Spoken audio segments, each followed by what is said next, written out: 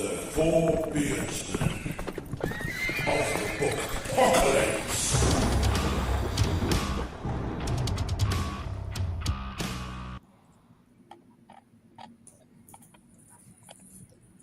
Hello. Welcome. We are live. A very belated happy birthday to our special guest, Joe Berne. Thank you. Yes, yesterday. Appreciate that. And 54, but it's an old cranky 54. Right. Hey, happy late birthday, Joe. Thank you. Thank you. Thank you guys so much for having me here. I'm very excited about this. You are very welcome. Awesome. We've got to say, unfortunately, Mr. Armitage can't make it tonight. He's not very well. He'll get well soon, Frasier. Hopefully he'll tune in at some point and we can rib him. Frasier knew I was going to start beef. Yeah. I was just telling these guys off air that I've been trying to get a rivalry going between Frasier and the other and Adrian Gibson and MJ Kuhn, who do the Fan-Fi Addicts the podcast, because they're all under the same umbrella, the same website. You know, David Walter, the Fan-Fi Addicts. I was trying to get them to say bad things about each other and create a rivalry and some problems. No one took the bait. I tried with 2 different interviews with Adrian and him, couldn't do it. But I'm still working on it, Frasier. I'll get there. I'm going to get there. So What a testament to Frasier's character. Yeah, no one's going to let me start a fight. It's okay. Yeah, we'll have to hit up our Fan-Fi Addict contacts to get some dirt for you, Joe. So. Oh, I know some people over there. I know because I hung out with David Walters quite a bit at DreadCon a couple of years ago. He's a great guy. And, he is.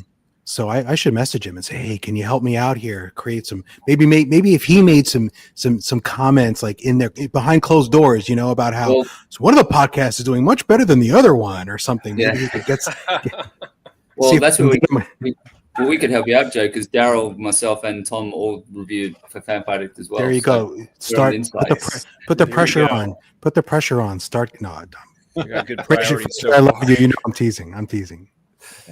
What's funny is, for you guys' interview, I was digging up stuff to ask. I wanted to have some very, very tailored questions, which, Joe, we're going to put your sense of humor to the test here in a little bit.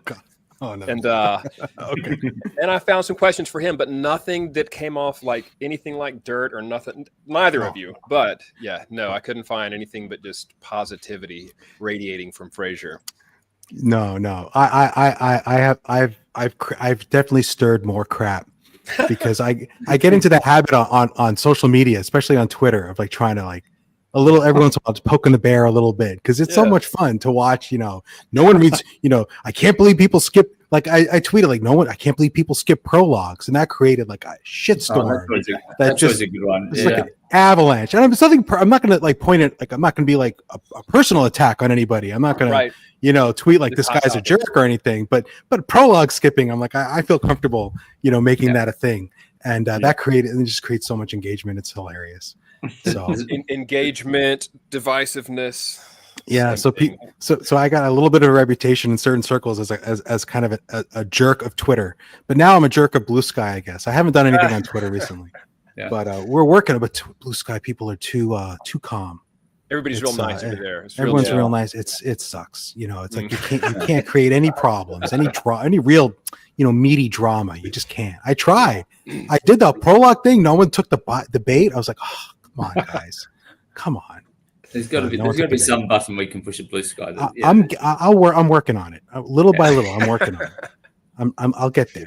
You gotta Note give me yourself. Make sure I'm following you on Blue Sky. Definitely. Yeah. All right. This is exciting. So we've promised some questions, quiz style. Oh boy, questions for Frasier, and I'm intrigued because David hasn't told any of us what he's got planned.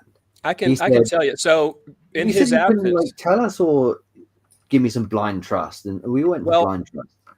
Yeah, it's going to disappoint you to know that the reason that I haven't come out with it is because after I came up with it and then burned a morning working on it, I wasn't around a keyboard and was too lazy to type the whole premise out on my phone, and that's the main reason y'all don't know. It's fair. But if you want to hear it, I'll tell you right now, and we can even go through with it. Hopefully, we want to be subjected to your mind. Good, because this is what I did. Let's hear it. this is what I did on Thursday instead of putting more words down on VNV2, which I got to at least air it out. So while I was while I was looking into researching Frasier, I observed that he likes watching Keanu Reeves flicks. And I mentioned that to Tom, and Tom was like, not only that, he apparently pictures one of the characters in each of his books as being played by Keanu Reeves or something like that. Is that right? I think so. Mm-hmm. Yeah. I love that. So he said. So I was like, let's see how much he likes, and I'm moving this test over to you guys now.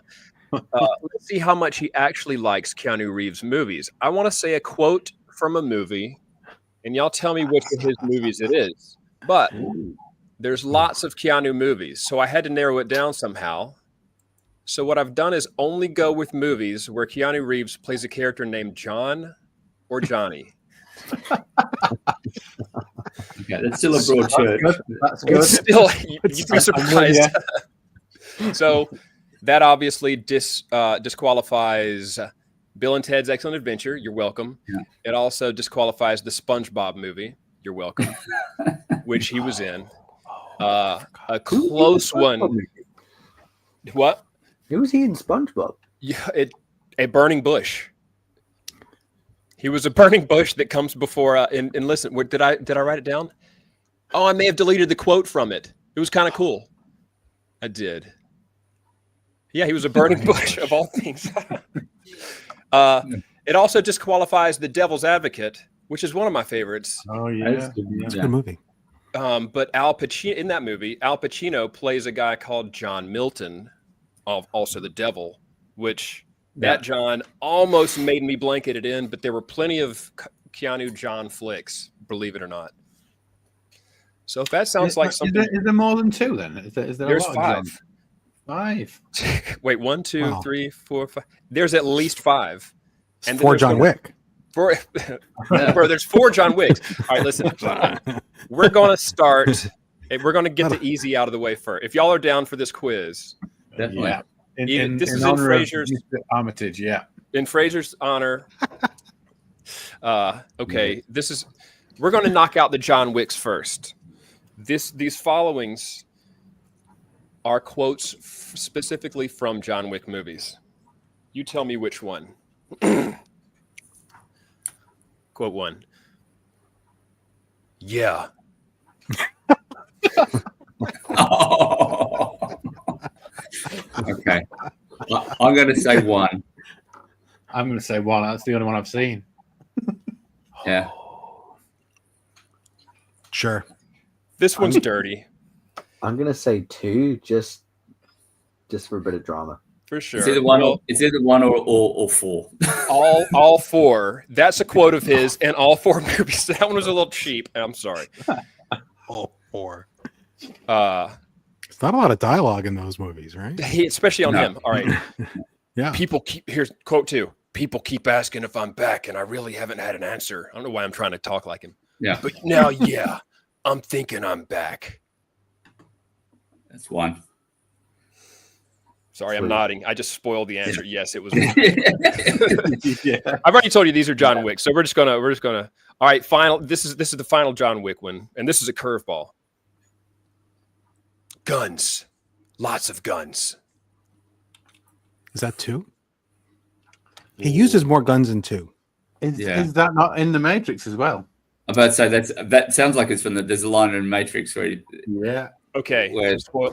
they Tag down.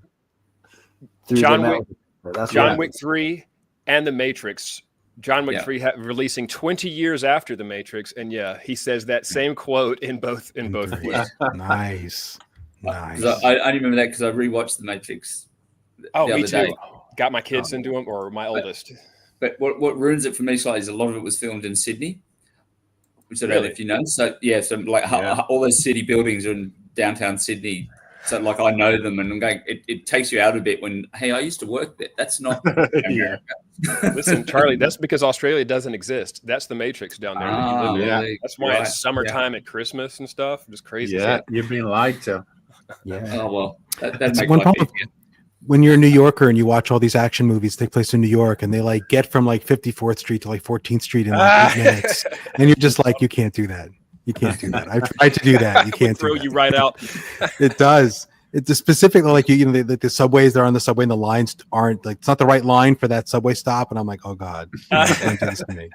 The realistic one wouldn't be quite so good. Hang on a second, we're going to change here. Yeah. Right. Okay, this one's going to be less obvious. Got 2 quotes from this one. Quote number 1. Excuse me. And I'm going to stop trying to talk like Keanu. Oh, no. I think you must. I think Okay. I'm enjoying it. for the rest of the episode. The only disclaimer on this one is, well, never mind. Here comes the quote. Quote 1. Yeah. What kind of mental patient kills herself? That's just crazy. No. That's Constantine. What? Nice. Good one. Yeah. It is Yeah. Constantine. And if you didn't know that one, the next one was God's just a kid with an ant farm, lady. He's not planning anything. That might suggest. Oh, and also take it from me. 2 minutes in hell is a lifetime. Yeah. John Constantine. Yeah, that's a good John movie. One of Constantine. my favorites. I like that one too. I need to rewatch that. It's been a long time. Yeah. All right. Me too. Charlie, I need you to calm down on this one. Let somebody else have a dang turn. Okay. right, here I'm we channeling Maynard Fraser, so that's it. Frasier surely appreciates you. All right. Quote 1. I can carry nearly 80 gigs of data in my head. It's got to be Johnny Mnemonic. Johnny Mnemonic. Nice. Good one. I have 4 more quotes from it. Don't need them.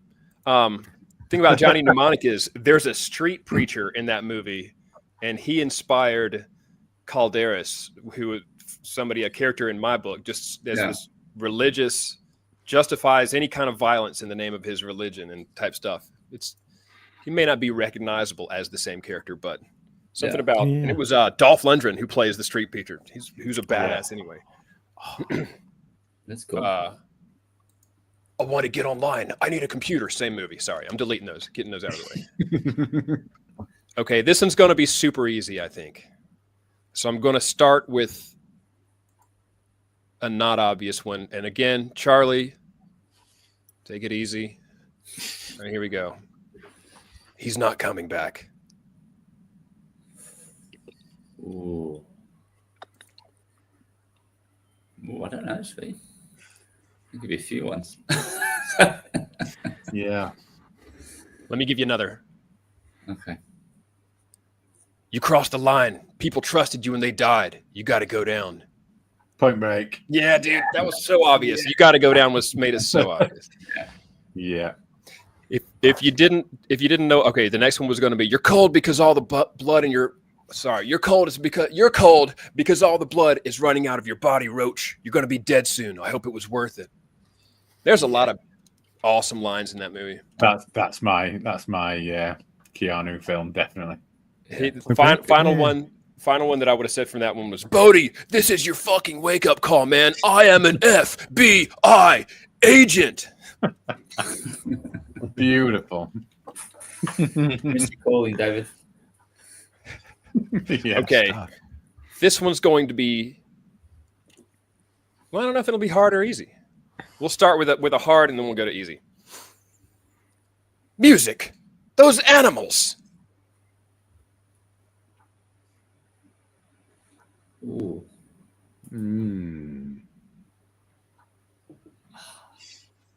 It's in response to somebody saying, what sweet music thy Mike. Oh. Okay. Next quote, same movie. Yeah. Okay. I have offended you with my ignorance, Count. Forgive me. Oh, Dracula. Yes. Yeah. Is he John in that movie? I did not remember. Jonathan that. Harker, dude. Yeah, of course he is. Yeah. Oh, Yeah. slipped my That's going mind. back. I went I down forgot a he week. was in This is how I spent my Thursday morning, dude. Okay. That's all the flicks. But there was going to be a bonus round. I'm just going to spoil it for you so that we don't sit on this one topic all day. I'm spoiling it. The line is, wake the fuck up, samurai. We have a city to burn. I kind of put a twang on that. Shouldn't have put a twang on it. That is from a character called Johnny Silverhand. Oh, yeah. Cyberpunk 2070. It's a video game. Oh, yeah. Yet another John. Yeah, Not a gamer. I've not played that game. No. it is a good game. Yeah. Frasier's probably played that game. You think so? Yeah. I think so. Well, I have got To Frasier. Uncanny related. Hang on one second. Listen, Joe got one. Frasier. DB got one. Charlie got one. Tom, I don't know if you got one. You get a participation trophy because this is 2025. There you go. I would have got Point Break. I should have got Point Break. Well, if I had said a couple more lines. But I have got that one. So, Oh, nice. Oh, I forgot about that. I forgot he wrote. yeah. Oh, well, Like Keanu Reeves films where he doesn't play John. I've heard nothing but good things about that book, but it just seems so weird because I'm like, if I was going to pick an author to do a Keanu Reeves book, China Mieville is not the name that I would come up with. Right? I would come up with like someone who writes like action story, like straightforward, like action stuff. And that's not China. I'm not saying he's a bad writer, but the genre doesn't seem right. I mean, I've heard it's a good book. I don't know. I'm not saying it's a bad book. It's just like it'd be interesting to understand how that came about. Like, what was the backstory to it? I wonder if Keanu just likes him because he writes weird. He writes weird stuff, and he's definitely on the political end of the spectrum that maybe Keanu appreciates. I don't know. I'm guessing, but it's not who I would think of to write like Berserker Keanu Reeves story, right? Like, it just doesn't seem like the right guy. Anyway, I gotta check it out. Who would you have guessed? Yeah, who would you have guessed if it wasn't China? Well, like it sounds like a character who's more like who's I don't know, I can't think of a popular author who did it, but what's his name? Horvath? Who wrote Sledge? Yeah. Oh, what's his first name? Nick. Nick. I'm sorry. If you're watching, I apologize. But like, it sounds like you'd want a guy who wrote a book like Sledge to write that book. Oh, given the basic description of that book, right? And China Mieville's not the kind of guy who writes Sledge, right? Like as a writer, it's not the same thing. So who's up? But I mean, obviously, Nick Horvath's not like well known the way China Mieville is. You also want someone with name recognition. If you're Keanu Reeves, you're going to pick a guy who's known in the literary world. I don't know if I can think of it, but I mean, I can only think of people who are like sort of not in the fantasy world, like a Lee Child type. Oh, Isn't wasn't the book like something about like a guy who can't die? Am I confusing myself? It's basically this warrior that can't die, and he's been around history, and then comes into the current day where he's sort of working with black ops groups. So he's been a sort of soldier for all history sort of thing. Yeah, and he's Horvath. And he's wanting to. He's wanting to die, and these guys tell him that they can, supposedly. But that's like a Chuck Dixon book, right? Like you get like some guy who wrote comics for a while, then moved into novels. Someone like that. And again, I'm not saying China Mieville didn't pull it off. I didn't read the book, but it just. Charlie, did you read it? I haven't read it yet, but I'm going to read it this year. Okay. Definitely one. So the other one could be Andy Pelican with his Dark Blade. That sort of. I think it had that sort of another book I haven't read yet. Yeah, it's on my TBR. I gotta read it before I see him again, or it's gonna feel very, very sad. Well, the problem is the guy reads like a book a day. Yeah, he reads a book a day, and he writes 3 books. And he writes about 2 a day, I think. So yeah, he's nuts. Yeah, I don't know how he does it. Yeah. I think not having a full-time job is helping him. That's my hypothesis. He's also an animal, right? But because a lot of people have full-time writers and are not as productive as Andy Pelican, right? No. Like that's he's on that books. Yeah, he's on that Sanderson end of the spectrum. The only other guy I know that seems to write like that way is probably Ryan Cahill. Yeah. There's another full-time guy. About many books, but he in his approach of I'm sitting down and I'm writing for 4 hours or whatever it is. Maybe you need to be tall. Maybe it's height because I'm a short guy. Maybe that's my problem. Yeah. Maybe if I grew a foot, I could write 400,000 words a year. Maybe if I stopped slouching so much, I would. I think I need to do more than stop slouching to come. Like I'm at a tape. I've been in a room with Ryan Cahill and Andy Pelican. I'm like nipple level. And I don't mind. I'm usually a little taller than folks. Yeah. They're taller than me, and I did not like that very much. Yeah, Joe, I'm used to it. In that case, I'm probably similar height to Joe because I have met Ryan when he was in Sydney. About this time last year, actually. Oh yeah. he just put out this random sort of tweet, "Hey, I'm going to be in Sydney. Anyone want to catch up?" Nice. So I literally sat with him in a park drinking coffee with about 4 other people for about 2 hours, just That's shooting cool. the breeze, you know. That's awesome. But yeah, I'd literally probably maybe come up to his shoulder, but yeah. He's huge. Yeah. Look, since we did Frasier's questions, his quiz, I feel like it's only right that we do these. And I've really got two tightly defined questions for you, Joe. Can you read them in a Joe Byrne voice? Listen, it might come off in a what's that kid's that I call him a kid, Jackson Dickert. It might come off a little bit like one of those type, and I apologize beforehand if I didn't know you had a sense of humor. If I hadn't drank with you before, these might not be the questions we got to. This sounds like they're good. This is a good level of familiarity. They'll read some good questions. So Yeah. Okay. Yeah. This one's not bad. We'll start with the easy one. Okay, Not so bad. I'm worried now. You're making me nervous. Okay. all right, Joe. Well, I have tequila. Yeah, So we should my be all right. bourbon might be making me a little braver than I should be. No. This is for Frasier, you bastard. He's talking shit to my Frasier. Joe. Fraser's like Venmoing David money before the podcast. Like, give Joe a hard time. That bastard. Talk about his this and his that. Talk about this. Okay, so again, professional research is what we're going to call what I was doing Thursday. In my professional research, I observed a blog post of yours, a couple blog posts. One of them was from August 10th, 2021. Now, this is not about the content of the blog post, but a picture. I observed in that picture that you and we own the same pull-up bar. We both have at least one kettlebell and adjustable dumbbells. Now, your book is about it's not unlike, it's like superhero fiction, give or take. It's Dragon Ball Z, and very Dragon Ball Z or comic-ish. Invincible and Dragon Ball Z were the primary like sort of genre inspiration. So absolutely, comic bookish. In that case, here's my question: What or when is the closest you've ever come to personally being a superhero? Okay, so there's two ways to look at it, because I'm an analytical person, so I'm going to come at this in two. So in terms of like actually having like a moment. Okay. Let's back up. I'm gonna give you an elaborate answer. I have a theory about this. These are words I say way too much. I have a theory about this. So there's two kinds of heroes, and to me, there's the war movie hero and there's the superhero hero.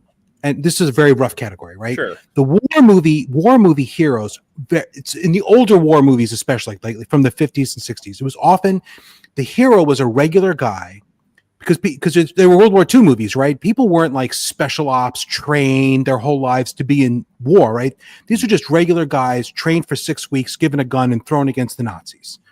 So the moments of heroism in those movies wasn't like, oh, this guy jumps 30 feet in the air and then he shoots like at bullseyes, because that wasn't the notion. The notion was it was a normal person taking extraordinary risks for extraordinary gain in the moment. It was a moment of heroism. It was a moment of courage.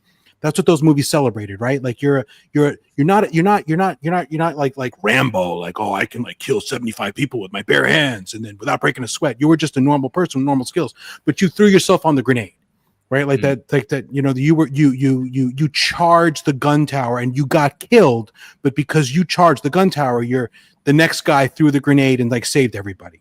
So that's one kind of heroism, like in the moment acts of courage. And the second kind is like the heroes who are heroes because they have extraordinary abilities. Batman, Superman, in different senses, but the same kind of thing, right? They can do extraordinary things because they have extraordinary powers. So those are the two kinds of heroes.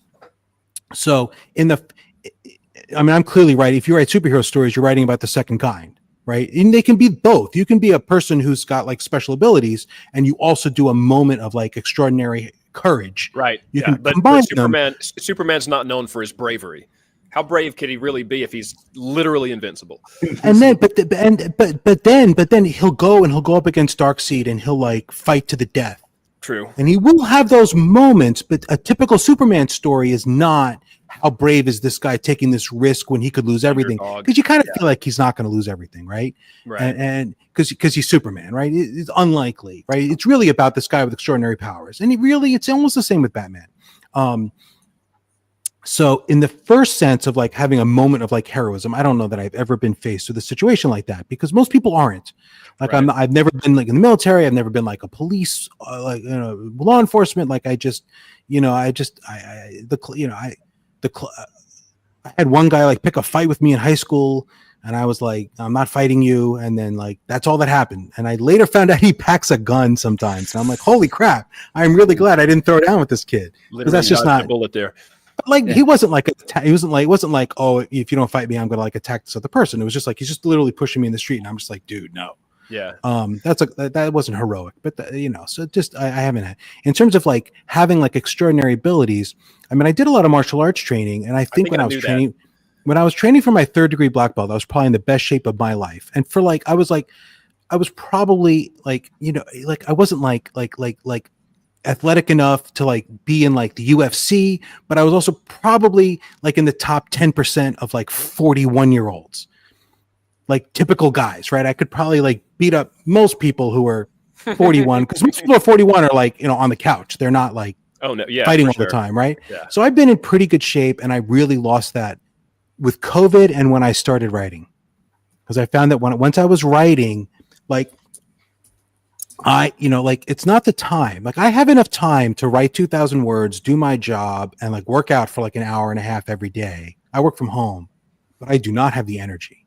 Yeah. Like if I write 2,000 words and then I go to try to work out, like I'm like fried, right? Like it's not the same kind of energy, but it's similar enough that like I really felt it's energy. And like I have a really hard time managing that. So I'm really in woeful shape compared to where I was even 5 years ago, certainly 10 years ago. And then aging doesn't help. We'll call it 41. We'll call the easy answer as far as 41 is when I was probably the most fit. I almost had abs, but I was in good because nothing but tight abs. I love it. Yeah. Well, I've always been chubby, but I wasn't like chubby at the time. But like there different martial arts do things different ways. But in my art, the belt tests were meant to be hard, and there's 2 reasons for that. It's not really to see if you're good enough to get the next belt, because they kind of know that before you come to the test. Your instructors know you deserve a 3rd degree black belt or you don't. Like they might have some questions, but really that's not what it's about. It's about, we're going to bring you in here and we're going to beat the crap out of you for a while. And we're going to see, like, we're going to, it's a character building. Like you're going to see how tough you are. And it's not that you're going to see how tough you are. You're going to go like, oh, this hurt, but I stuck it out and I made it through. And when you're done with that experience, you're like, I can do a lot of other shit too, because I know I can keep going. So it's about, it's for your sake. And there are other arts that don't do that. Like Brazilian Jiu-Jitsu tends to be, you just do your shit and you train every day and you get better and better. And then one day your instructor's like, hey, you deserve a black belt because you've been winning tournaments and stuff, but there's no test. The test isn't the thing. In karate, they tend to have a test where there's like a day where they beat the crap out of you. Right. And you're sparring a bunch of people and you're like doing a bazillion push-ups, and it's not about, can you do the push-ups? It's more like, showing you what your reserves are. Like, oh, see, this is what you've accomplished. I'm sure they're showing you. And, so the tests but that's really motivating. So I was never in as good shape as I was, because I knew I was going to be taking that promotion. It's like a 3-day thing. And I knew for like 6 months, I was training a lot. So I was training a lot. And I had just separated from my first wife. So I think I was training even extra. Oh, yeah. You had more time. I had more time, and I was on the dating pool again. Oh, then so that's all motivation. It's all motivation. Not here or there, but I hope I'm never in that pool again, ever in my entire life. Oh, wow. Yeah, I hear you. It gets easier when you're older, though. That's the other secret about dating, right? Because when you're 25, it's like it's much harder. The age thing is skewed against you, right? Because like when let's face it, most of the time, like men can date younger women, but mostly not older women, but not vice versa. So when you're 40, the pool of women that are sort of potentially interested in you is very like younger women, which is a much bigger pool than when you're 20. where you can't get too much younger. You're not dating 12-year-olds, right? Right. And then once you get to middle age, you find that like for someone like me, like you find that all of a sudden women are like, oh, you're straight and you have a job and you like actually show up when you say you will. All of a sudden you're like a hot commodity with that. Like you don't need like abs and like a chiseled jaw, like because once a woman gets like 40, it's like there aren't that many, like they've been burned, right? So like, oh, you're like not a complete asshole. You're kind of an asshole, but not a complete, right? So it gets much easier. So at 40, coming out of that first marriage, I was like, my options were much bigger, much different. That's a whole different story. I'll keep that in mind when wifey gets mouthy, which she does. Yeah. You just tell her, Joe said, I'm a hot prospect right now, I'll be a hot prospect and tell you, Joe said. And David, enjoy your night on the sofa. Yeah. Outside in the snow. Yeah. I hope she's still taking a nap. yeah. Right. Hope she's not. Hope my wife isn't watching. No, she knows I say. My wife knows I say this stuff. Look, speaking. So that's my theory. Speaking of your wife. Oh boy. That brings us to our next question. Oh boy. Again, professional research. This was not on a blog post. This was somewhere else. Just before this question, Joe, you want to look around your house and make sure David's not in. I'm not in there. Check your locks. Look at your security footage. I know my house well enough to know the background that David is sitting at. It's not in my house. He's the other side of the room. This is kind of distinct. Also, I have my tree beard still. Yes. Till it falls apart off of it. Okay, you write sci-fi and are surely aware. And I'm going to read what I wrote. I don't remember it. This was Thursday. God willing, it's so. Let's just see here. You write sci-fi and are surely aware of the prevalence of bots and otherwise fake humans that will perhaps more and more integrate with us. I want to ask you a question to make sure that you're not a bot. And I don't even know why I thought this would be that. As long as you don't make me do a CAPTCHA, because I can't handle those. This is all my. This is. Like, I guess it's not. Has a motorcycle in it. I'm like, yeah. To be honest, a bot might have a better time answering this. All right, the traffic light. In March of 2018, you and Jazz ordered a pizza at a place called Madison Kitchen. What were the toppings? David it was a half and half. Were you the waiter, David? Was I? Me and Jazz? Where did you this? It probably would have been like half pepperoni and half like spinach. Who would have had the spinach? Well, the Jazz. Guys, not me. I think he's a bot, guys. Is this from Facebook? Where are you getting this? Instagram. I scrolled down as far as it would let me scroll. Jeez, I don't put that much on Instagram. No, Madison you don't. Kitchen. I had to, bro. Professional research was tough with you, and that's why I had to come up with these. I'm sorry. I'm sorry. I put a lot of my stuff on Facebook. Yeah, Instagram. I tend to put just vacation photos and like random other crap. True, and this was quite random. Madison, you want me to tell you? Yeah. Tell me. She had barbecue chicken. Wow. Yours, in the description, yours said cheese, but it did have green leaves, and I didn't know if it was spinach or basil. Interesting. That would have been spinach. They were sitting right on top there. They weren't like baked in or anything. I know how creepy this sounds, and again, this is professional research. Going back on my Instagrams, that's really funny. He's going to start deleting. Trust me, there's not a lot. It was slim pickings for me. Much. Even on your website, it says it's something like, "Who is JCM Berne?" So I click that, and you talk about your writing. You're like, I'm not going to tell you anything about JCM Berne. I'm not that interesting, right? Like whatever, dude. I feel like you have which is fine, you know. And your answer to the superhero bit was way deeper than I was expecting, and way better of an answer. I think about this stuff a lot. Like this is, you know, this is the sort of bottom line. This is the reason I write these things, right? It's because I think about them a lot, right? So I have a lot of opinions and a lot of thoughts about very specific elements, about like different tropes and stuff, and that's what makes me write. Because I always write out of like a little bit out of spite. I'm a little annoyed at something. Like someone like I'll read something I really like, but they'll do something that I don't. You know, like I don't want to say a mistake, but something that bothers me, and I'm like, I'm gonna fix that. It's almost like fanfic, right? I'm gonna like rewrite Invincible, but I'm gonna point out this one like plot thing that doesn't quite make sense in the original story, and I'm gonna twist it to make my own story that solves this problem. So that tends to be what motivates me to write. So That's good. it's So, from. so if we need to get more books out of Joe, we just got to annoy him. It's got to annoy him a little more. Well, then this should be a goldmine. All right. I'm really easy to annoy. That's the joy, right? I've got a lot of material. Okay. Yeah, At least one more question. This one's oh boy. slightly tricky. This is going to test the sense of humor. I wish I remembered this barbecue chicken pizza. Scroll down on I don't Instagram. remember Dude. this. It's going to take you a while. I'm It took me a good little. Yeah. Madison Kitchen isn't even open anymore. None of Really? you care about this. Yeah. It's 2018. Well, so many restaurants closed in the. Oh, that's pandemic. true. It wiped out. So I know this was not a big famous place. This was a little. Well, and Sorry. that helped me. That helped me come up with that question. All right, Wistful Ascending. Okay, I know this one.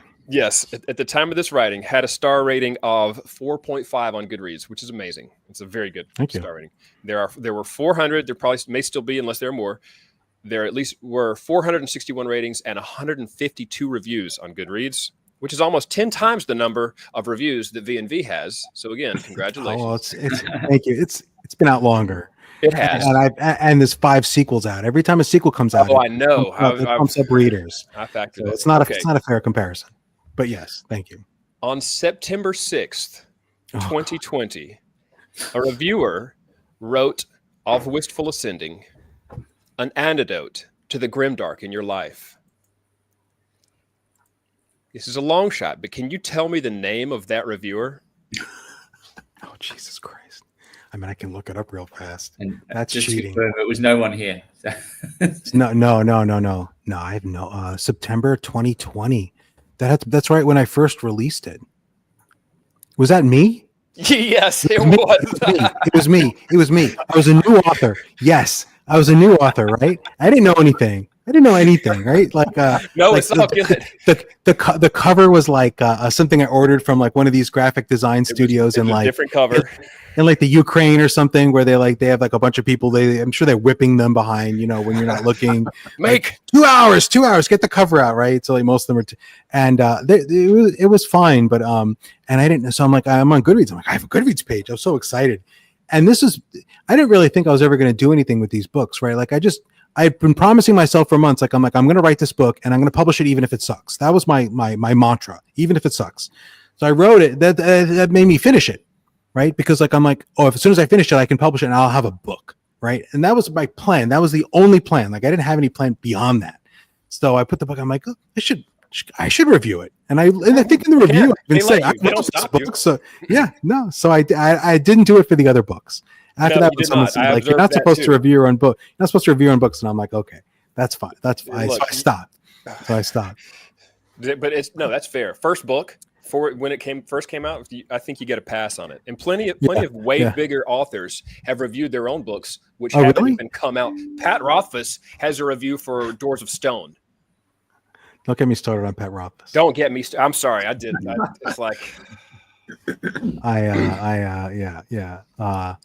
Yeah, anyway. Just read the first binding. You'll get a story that's actually going to get finished, because R.R. Verity is not going to because it's a very similar book.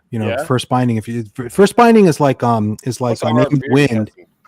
Pretty honest. First binding is like Name of the Wind, but it's been decolonized. So like Name of the Wind has all these influences that we're aware of, like these story elements that we know about, that are familiar to us in the West, right? Like these themes and these things that keep the magic school, all this stuff, that's all like very familiar themes that are put into this book, which is normal, right? Most fantasy works that way. So what Verity did is he took a very similar story, but instead of using those influences, he's looking back at like the original stories from like India and from like the Silk Road, that from where our Western stories came from, because they all came from those places. These story elements are ancient. And he's like, what if we wrote, and he doesn't say that, he won't admit this, but this is really what he did, is he wrote this like, what if we wrote Name of the Wind, but instead of taking it from the story view of this Western context, we take it from the same way, but starting from this context of these stories from India and the Silk Road that are much older, but told a very similar story. So you get a different story because you're getting like the more the older roots. And it's a great book. I really liked it, but and he's got a similar writing style. He's got very sort of, pretty prose, right? Which I don't do. I can't. I mean, I like reading it sometimes, but it's a thing. to my mind, or in my experience, not that I've ever pulled that off, but if I were to try to pretty up every single line, and I like doing it. It takes forever. Yeah, I can punch up the lines, but it's usually by making them shorter and punchier and putting in more jokes per page, or more like linguistic twists per page. That's my thing. Yeah. But I can't write pretty like Rothfuss or Verdi, even if I try. Right. Like I'm not in the same universe, so that's fine. But the thing is, like, so my joke about Verdi is like, so the second book came out pretty quickly, and like, I bet that third book's going to come out way before Rothfuss's third book. Yeah. So if you want to know how the series ends, stop waiting for Rothfuss and just read Verdi. Yeah. Which good again, tip. I don't think Ronnie would say that himself, but I'll say it for him. Yeah. So You can say it. yeah. I appreciate everybody indulging me for all these questions. No, it's And also, good. Joe, those were better answers than I was anticipating. Thank you. I think about this stuff a lot. That's just how it works. But yeah, I don't have anything against Grimdark, And I wasn't. That's not why. I was looking for a single line that was unique, and I was like, can I? Because that is something I would say. And I forgot that I said it in that review, but it is something I have said, because there's nothing wrong with Grimdark, and people appreciate it for what it is. But sorry. No, my phone is hold on a sec. This is our look at our phones break. Okay. It's not Rothfuss, is it? Is the Yeah, That was Frasier. I'm gonna get you. This is my son asking for money, which is amusing because yesterday was my birthday and he did not call me and wish me a happy birthday, but now he wants money. So I'm like, I can just hang that call up and just let him stew for a while. I feel He's watching. I feel like he has no idea. He's 16 and he forgot my birthday, but he wants money. So he knows I'm a little loose with the purse string, so I'm willing to give him. But I'm like, yeah, he can wait. Whatever he's looking to spend money on, he can wait. Yeah. So that's. I'm not mad at him about yesterday. I just think it's funny, but I'm like, you forgot my birthday. Right. Both my kids. I have two kids. Neither one messaged me on my birthday. I'm like, okay. I heard nothing from my oldest. I heard not a word, not a peep from him. Father's Day, birthday, I heard not a peep. How old is he? Cool. He's 24, and we're cool. Okay. He lives on his own. He's graduated. He's out in Yeah. where he's doing what he's doing, and I don't hold it against him. As far as to my mind, and I say this, and I put the universe to the test by saying it. Kids don't owe their parents anything. Anything. They do if they want money. Well, they better kiss some ass, or either if they want, if they want money. Yeah. Well, I got the stage where my oldest one's actually getting me presents now, and not with money that I've given them, money that they've earned. That's cool. Nice. He's 16. He's. I don't expect him to have anything of his own. No, not at that age. He shouldn't. Right? Yeah. I'll give him the money. But I'll make him wait. I'm comfortable with that. Sweat a little. Give it to him. Make him sweat a little. Something like nominal like that. Just make him sweat. Sorry? A bit. Yeah, make him sweat a bit. Yeah. Or maybe a test, a quest or something. Yeah. Yeah. The one person who did wish me happy birthday is my wife's daughter, which is also funny.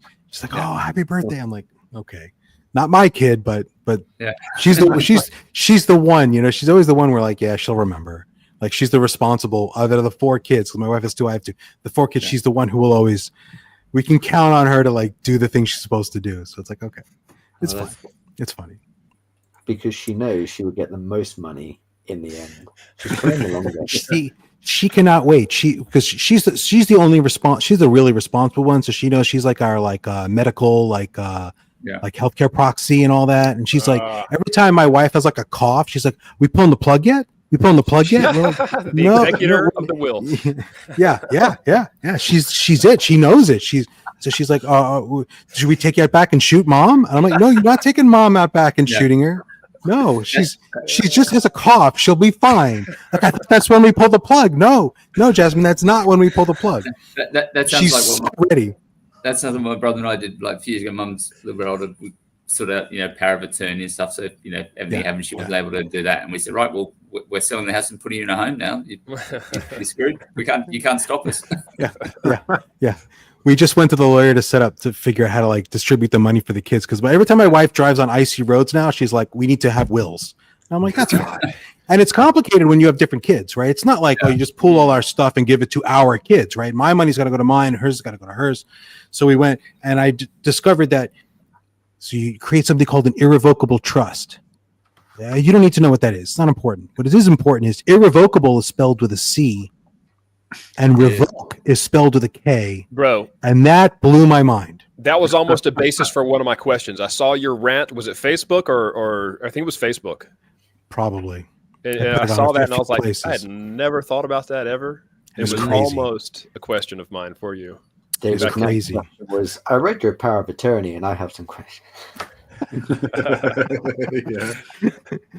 All I know is Jasmine, my stepdaughter, she's going to be the one pulling the plug. All the plugs. She's going to be running around the hospital pulling plugs on everything. Hopefully she's sad too. Hopefully, I don't know. I don't know. She's like she's an animal person. She likes dogs more than people. So I think as long as her puppi's okay, I think she'll be all right. Yeah, so we'll see. Well, I won't see. I'll be dead. Yeah. Well, you might see. You don't know. Yeah. Upload your consciousnly. Yeah. There you go. I suppose my question to that is, how does she feel about bears, and has she read Wistful Ascending?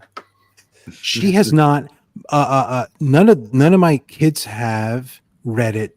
I think my stepson would like it, but he's like, "Well, if I read yours, I got to read like my friend's mom's book," and I'm like, "That's fine. That's okay. It's okay. Just don't." My wife actually did listen to Wistful Ascending at some point. She has a long commute. We moved to a new house. She has a really long commute. So she's like, I got to listen to the audiobook. I'm like, that's fine.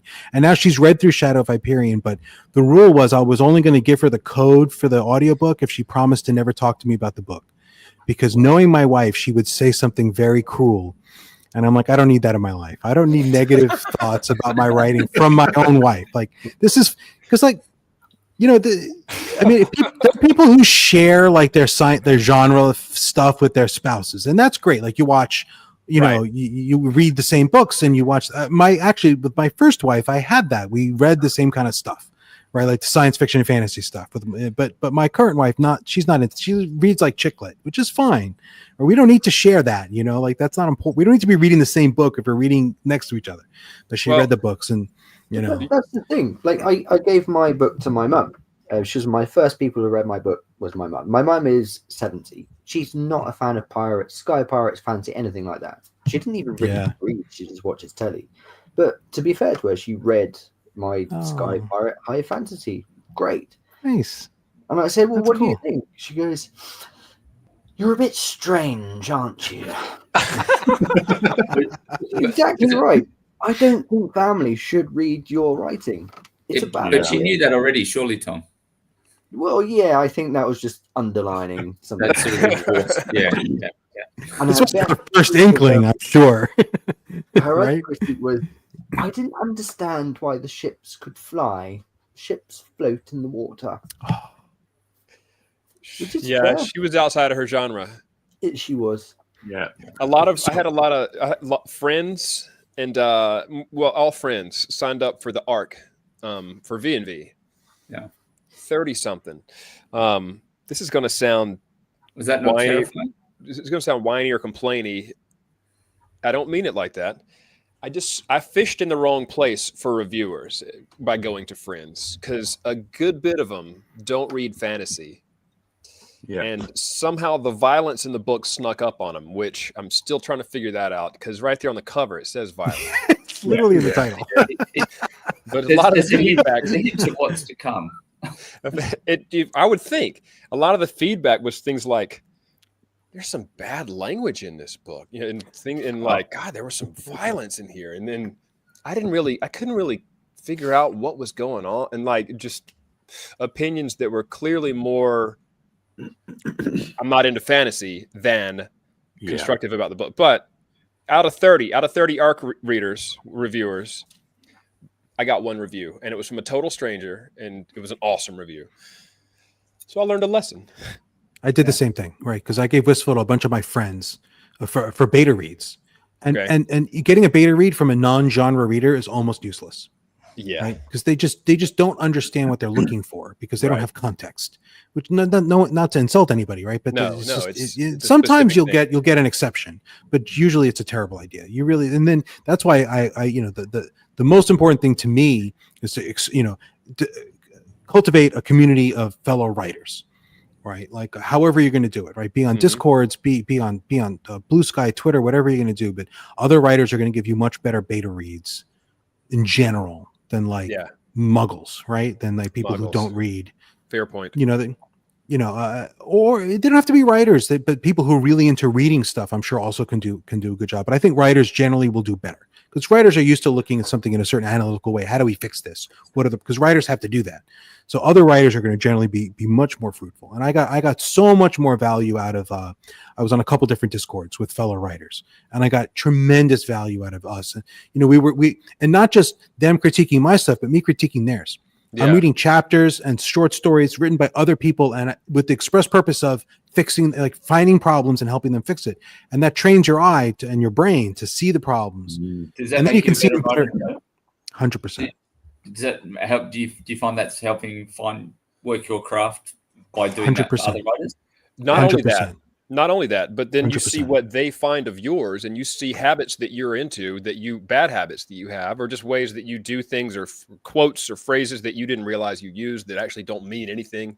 It's weird because I was so hesitant to join any kind of writing group at first, years back, and because I was like, I don't have time. I can't even forward my own book. How am I supposed to? I'm going to sacrifice more time to read somebody else's stuff. Well, the deadlines that it imposed, weekly deadlines, I've never been more productive than when I was reading somebody else's stuff and taking the time to critique it. And then we met every Friday, but I would turn in a scene or a chapter every week. I'd finish one. I'd have it finished and polished, and to him, and do his, react to his. Yeah. Yeah. I was in this Discord that collapsed because of politics. That's a different story. Yeah. But everyone would put in I'm a sure chapter. you had no hand in that. I bet you had nothing to do with that. I wasn't the biggest.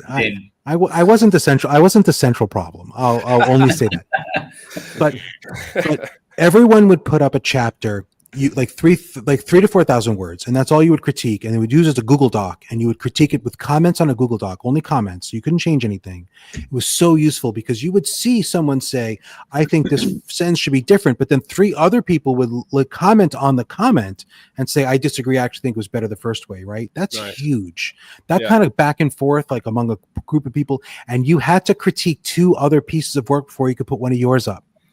So if you put something up, a bunch of people had motivation to read it and critique it because then they could put their own stuff up. True. And it was a really good set of rules. Unfortunately, the Discord, exploded, but that's another story.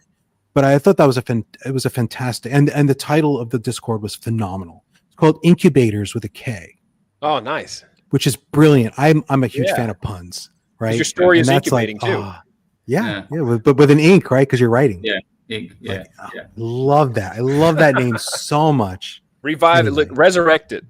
I'm still friends with a bunch of people from there. One of my top beta readers, a guy named John Pasadante, I met him there, and we're still friends. And he's one of the guys who's still he's beta reading all my books. He never read the first 2, but he beta read 3, 4, 5, and 6, and gave me super useful criticism, which is really interesting because it's from the perspective of someone who didn't read the first 2. Yeah. So it's like a little extra, like a nuance to what he's telling me. Hey, John's there, and Livia, welcome, guys. So, but I think that was huge. That was a huge experience for me because I wrote Wistful Ascending having no idea what I was doing, and then I wrote it and I was like, "This is pretty good. I think I can make it better." And then I was like, "I should learn what I'm doing." So then I joined writers groups and I listened to I read a lot of stuff about craft, and I watched all of Brandon Sanderson's lectures, listened to every episode of Writing Excuses, which I think are hugely valuable. I did too, man. I took notes. Yeah. Oh yeah. And then I rewrote Wistful Ascending. Nice. And that was a huge, and then I got an editor, paid a lot of money for someone to go through it and help me out with it, and then rewrote it again. And that was a huge part of the writing process. Because if you just like stories and you sit down and write a book, the odds of it being really good are small. I mean, you might be a genius. Well, we know a guy, or y'all know a guy, Daryl, kind of Vikingish, beard, writes but doesn't read. Does that ring a bell? Yeah, I know who you mean. Cold. I know who you mean. Brennan. Oh yes, I know the guy you mean. But am I wrong, or does he listen to books?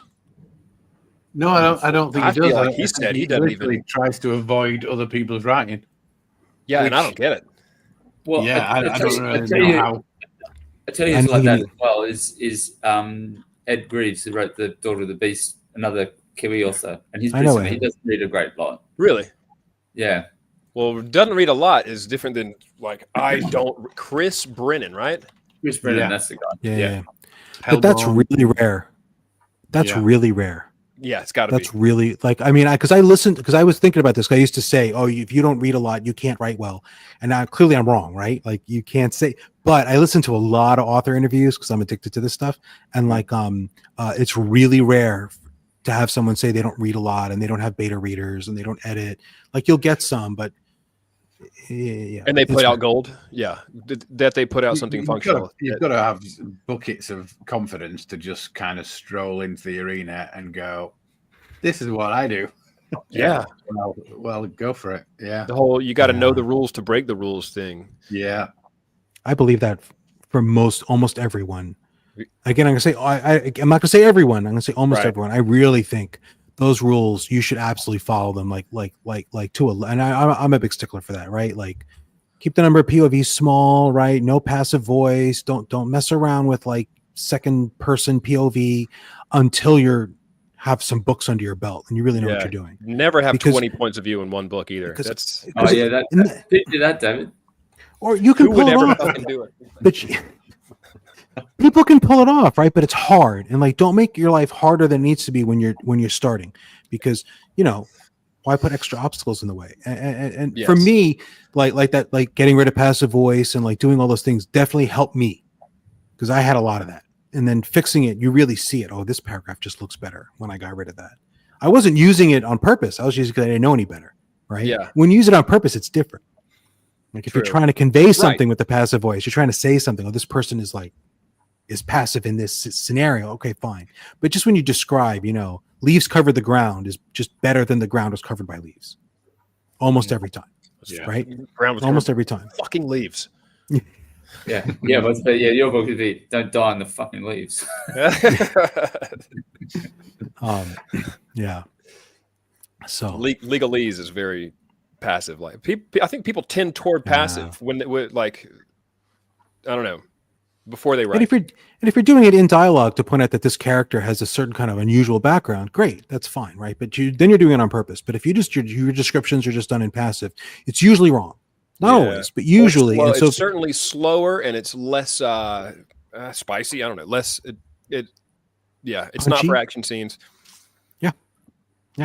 and that's what but I'm also writing action stories, right? Like, I mean, I'm writing fast-paced action stories. Like, I'm not writing anything that's Gotta be you almost punchy and quick. Yeah, I'm almost never deliberately slowing it down much. Yeah. I'll have slow moments, but even them, I'm trying to punch it up by having like clever lines of dialogue or banter or something every paragraph, short paragraphs.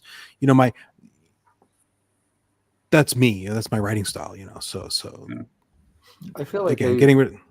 those between scenes. I've read Wistful Ascending, that was my last audiobook. There are those moments, you got these battles with like gargantuan kaiju creatures, which are fucking awesome. Or Thank you you. got hybrid Ildrak beating 7 shades of shit out of each other. But then you have like this really focused, intimate scene of Rohan going on a date in a nice restaurant, or well, getting going a to private cafe room. and getting breakfast. Yeah, breakfast. but every A lot of scene food. does have a Yeah. point. It's not fluff, and I don't want to say cozy because it's not cozy sci-fi novel, but it does almost stray into those moments where you're like, this is just a very nice read. Oh my goodness, they're punching each other again. Yeah. It's that juxtaposition of in between, as you say, massive space battles to this sort of not slice of life, but a sort of superheroes still have to eat. They're still going to have relationships. The thing is, okay. So first of all, that was deliberate. That was on purpose, right? Like that was what. And I feel like unrelenting action is just as boring as the lack of action. Well, it's like a Like thriller. if It becomes a thriller and it kind of hops genres. But even thrillers have a couple of have moments of, Yeah, yeah. But even thrillers, you've got to alter the pace somewhat, right? Because Right. to me, pace isn't about how much action is happening per page. It's about how often the amount of action per page goes up and down. It's about changes. You know, if you just have Cycles. if you just have someone walking down the hallway punching a bunch of people, then he goes to the next room, he punches a bunch of people, and he goes to the next room, punches a bunch of people, and it's like a steady high rate. I feel like that doesn't feel as fast paced. What feels fast paced is when it jumps up and down quickly, right? It's the changes. It's like how every scene is supposed to have a turn. It's supposed to change, right? Things. If you just get like, oh, things are getting worse and worse and worse and worse and worse, that doesn't feel like a change. It just keeps getting worse. It's when it gets worse and then better and then worse and then better. Yeah. I'm doing my hands in the wrong way, but you guys understand what I'm saying. You're the antagonist point of view. Yeah, right. Worse, better. So you want to switch it up. You want to switch it up, and I feel like I've gotten better at that because I've done it more deliberately in later books. Right, I'm writing book 7, and it's my 8th book overall. Right, because I've got a partial function which isn't in the series, which is a side book. So you sort of figure out, okay, this worked and this didn't. Hopefully you figure it out over time, but but alternating that and then. Was deliberate, right? And Howard Taylor, he's this guy who was on Writing Excuses. He's he's the cartoonist on the. He's been on there from Schlock Mercenary, and he's been on that. So he's a friend of Brandon Sanderson. He's been on the, and he's a very like craft oriented guy. Like he's a guy who really thinks about what he's doing. He doesn't just write a cartoon and like publish it. He's really got like a process and a craft. So he talks really intelligently about like humor and stuff. And he's always talking about scene sequel. Right, you have an explosion, and then a moment to talk about the explosion, and then more explosions, and then moments to talk about the explosions. Because he's writing, Space Mercenary, so for him it's explosions. But I think the same way. You've got to alternate it, and then I like to alternate the kinds of fight scenes. Right, so you have like you might be fighting giant monsters, but they're not just fighting giant monsters. Sometimes you're fighting people, and sometimes you're fighting people where you're like your goal isn't to beat them up, but to like slow them down so they don't get to something. Right, you've got to alternate the stakes and the goals as you go, because otherwise, again, just fighting giant monsters scene after scene, it gets boring unless you're really lucky or really good, better than me, I guess. I gotta tell you, I like that. That's really good advice. I'm trying to linger on it so it sinks into me. I took a note right here that will mean nothing to me after this podcast is over, because none of these notes ever mean anything after the podcast is over. But every scene needs to include a change, which otherwise. Or a turn. Otherwise, what's the point of it? Otherwise, if it's just like the water's getting deeper, then the worst mistake I make, and I see it in my earlier books, and I got over it eventually through a lot of work, is the scene that's just what happens next. Yeah. Right. Yeah. Like, okay, so they had a fight, and now they're having lunch, and I'm going to describe their lunch, and like no one cares. Stop talking about it. Like, unless the lunch is serving a purpose, where they're like, oh, now we're gonna over lunch, we're gonna like. We're going to learn something new, change someone's opinion about something, or have a conflict, right? The lunch by itself, you don't want to just say what happens next, right? Yeah. Because often I did this a lot, I think, especially in book 2, the first draft, which no one will ever see again. But I just like, because you have there's like the things that happened, and then there's like how you write it, and those shouldn't be the same thing. No, right? All these things should happen that you're not writing. And this isn't anything brilliant on my part, right? This is. I save scaffolding. I personally, for some reason, I save the scaffolding of my books, and I don't know why. I can't just delete it. Like I'll ever come back and look at it and find value. Yeah. Previous versions, previous drafts, this kind of thing.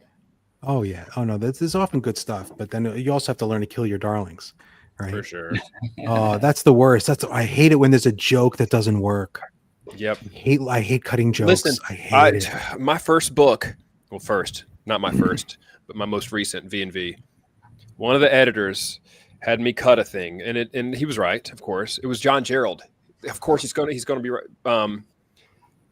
There was a scene where our heroes are running for their life. They're escaping a burning town. One of them, though, has just fallen in love, and he's running behind, it's Krauss. He's running behind Bravinci, and he's trying to come up with, in his head, something pretty to say to her.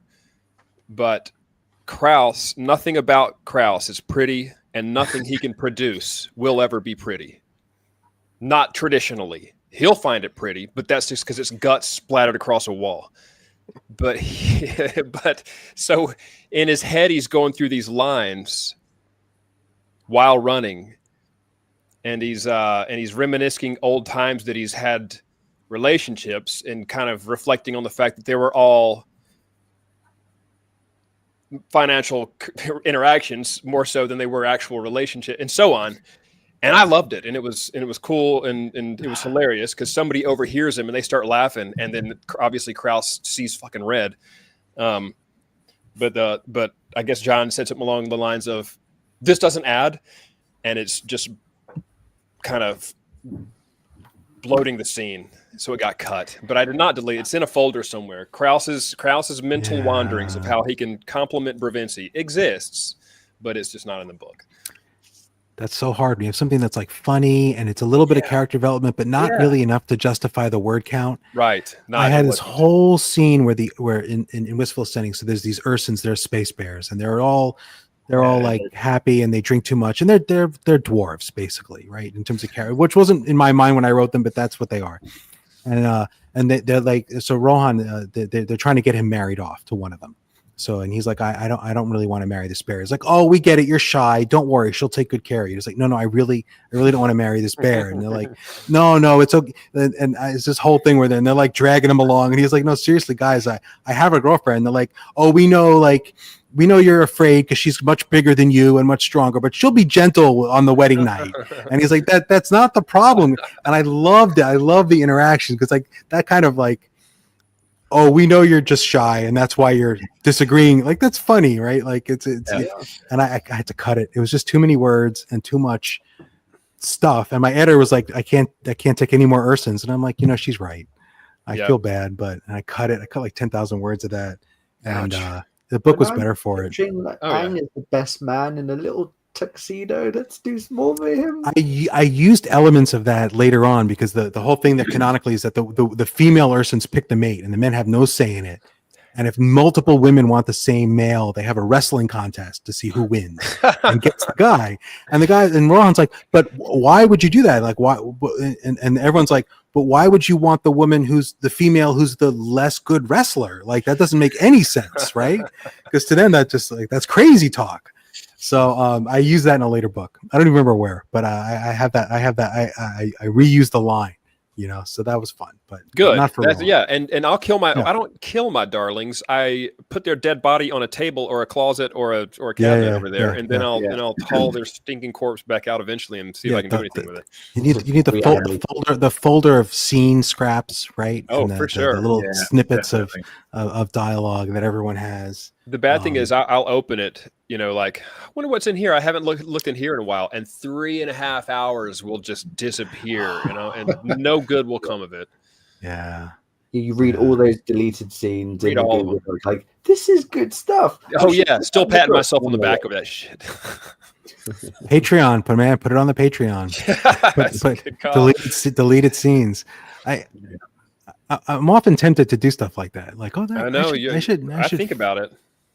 Then as soon as I get online in front of a keyboard, I'm like, I feel like a narcissist. And I'm like, nobody wants to hear this fucking garbage. I don't even want to hear this garbage. That's the tricky part about Patreon, right? Like, like if you're Brandon Sanderson and you put like your rough draft online so people can, people are going to want to gold. Read it, right? It may as well be made of gold. Yeah. But then he could put his shopping list up there, and I think people would auction it off. Yeah. It would sell for 5 figures. If you're not at that level, you sort of feel like anything but my best shouldn't ever be viewed by the public, and I don't really know the answer. That's where I am. Yeah. I mean, that's just. I have a Patreon that I put hardly anything on. I had a Patreon because I didn't invest, but I dug through it. While doing my professional research, I did. I looked at it. I did the Patreon for the magazine. So I don't know if any of you guys know, but I did this weekly free e-zine of just 3 short stories in every issue, and I put out for free. And I made the cover myself with Canva, and you could tell it was terrible. But it was sort of intentionally terrible. Grimdwarf magazine, which I love. Yeah. And it was just because I was writing my own serialized story, and I really thought I could keep it up, where I could just write a chapter in like a couple hours every week. And it turned out I can't work like that. Like even if I'm only writing for a story for a couple hours a week, it lives in my head, and then I couldn't write anything else. Like my mind, I'm like churning over that story, so it didn't work. for me. And I ended up, it was just too much work, and it wasn't. I'm like, okay, I can't do this and the Hybrid Helix, and I'm not ditching the Hybrid Helix. At that point, I already had like 4 books out, so I canceled the magazine. But that's why I had the Patreon, was sort of support the magazine. I had like 3 patrons. It wasn't about making a lot of money. It was more about I thought it'd be cool, and I thought it was something I could do in my spare time, and it turned out I couldn't. It was taking up too much mental space. But it was a neat idea. It was a neat. I don't know if it was a good idea. It was a neat idea. It was a neat idea. I didn't dig too far, because again, I sunk a whole morning already just with the stuff that I did do. I wrote a whole book about this immortal dwarf who's just like trying to die, and he can't manage it because he's immortal, and he's got a dog, and he's just going through a very D&D type setting. It's a pretty. One of these days, I got a cover for it. I got it edited. I have a 25. It's like a 80,000 word like fantasy novel that I don't know what to do with. I still have just a novel. Yeah, 80,000 words isn't. Yeah, it's absolutely. It's sitting on my hard drive. It's sitting on my hard drive because I sort of feel like it's distracting from my brand to publish it. I got right because I'm writing space opera, and then this is very much not like, it's not the same. So I don't know.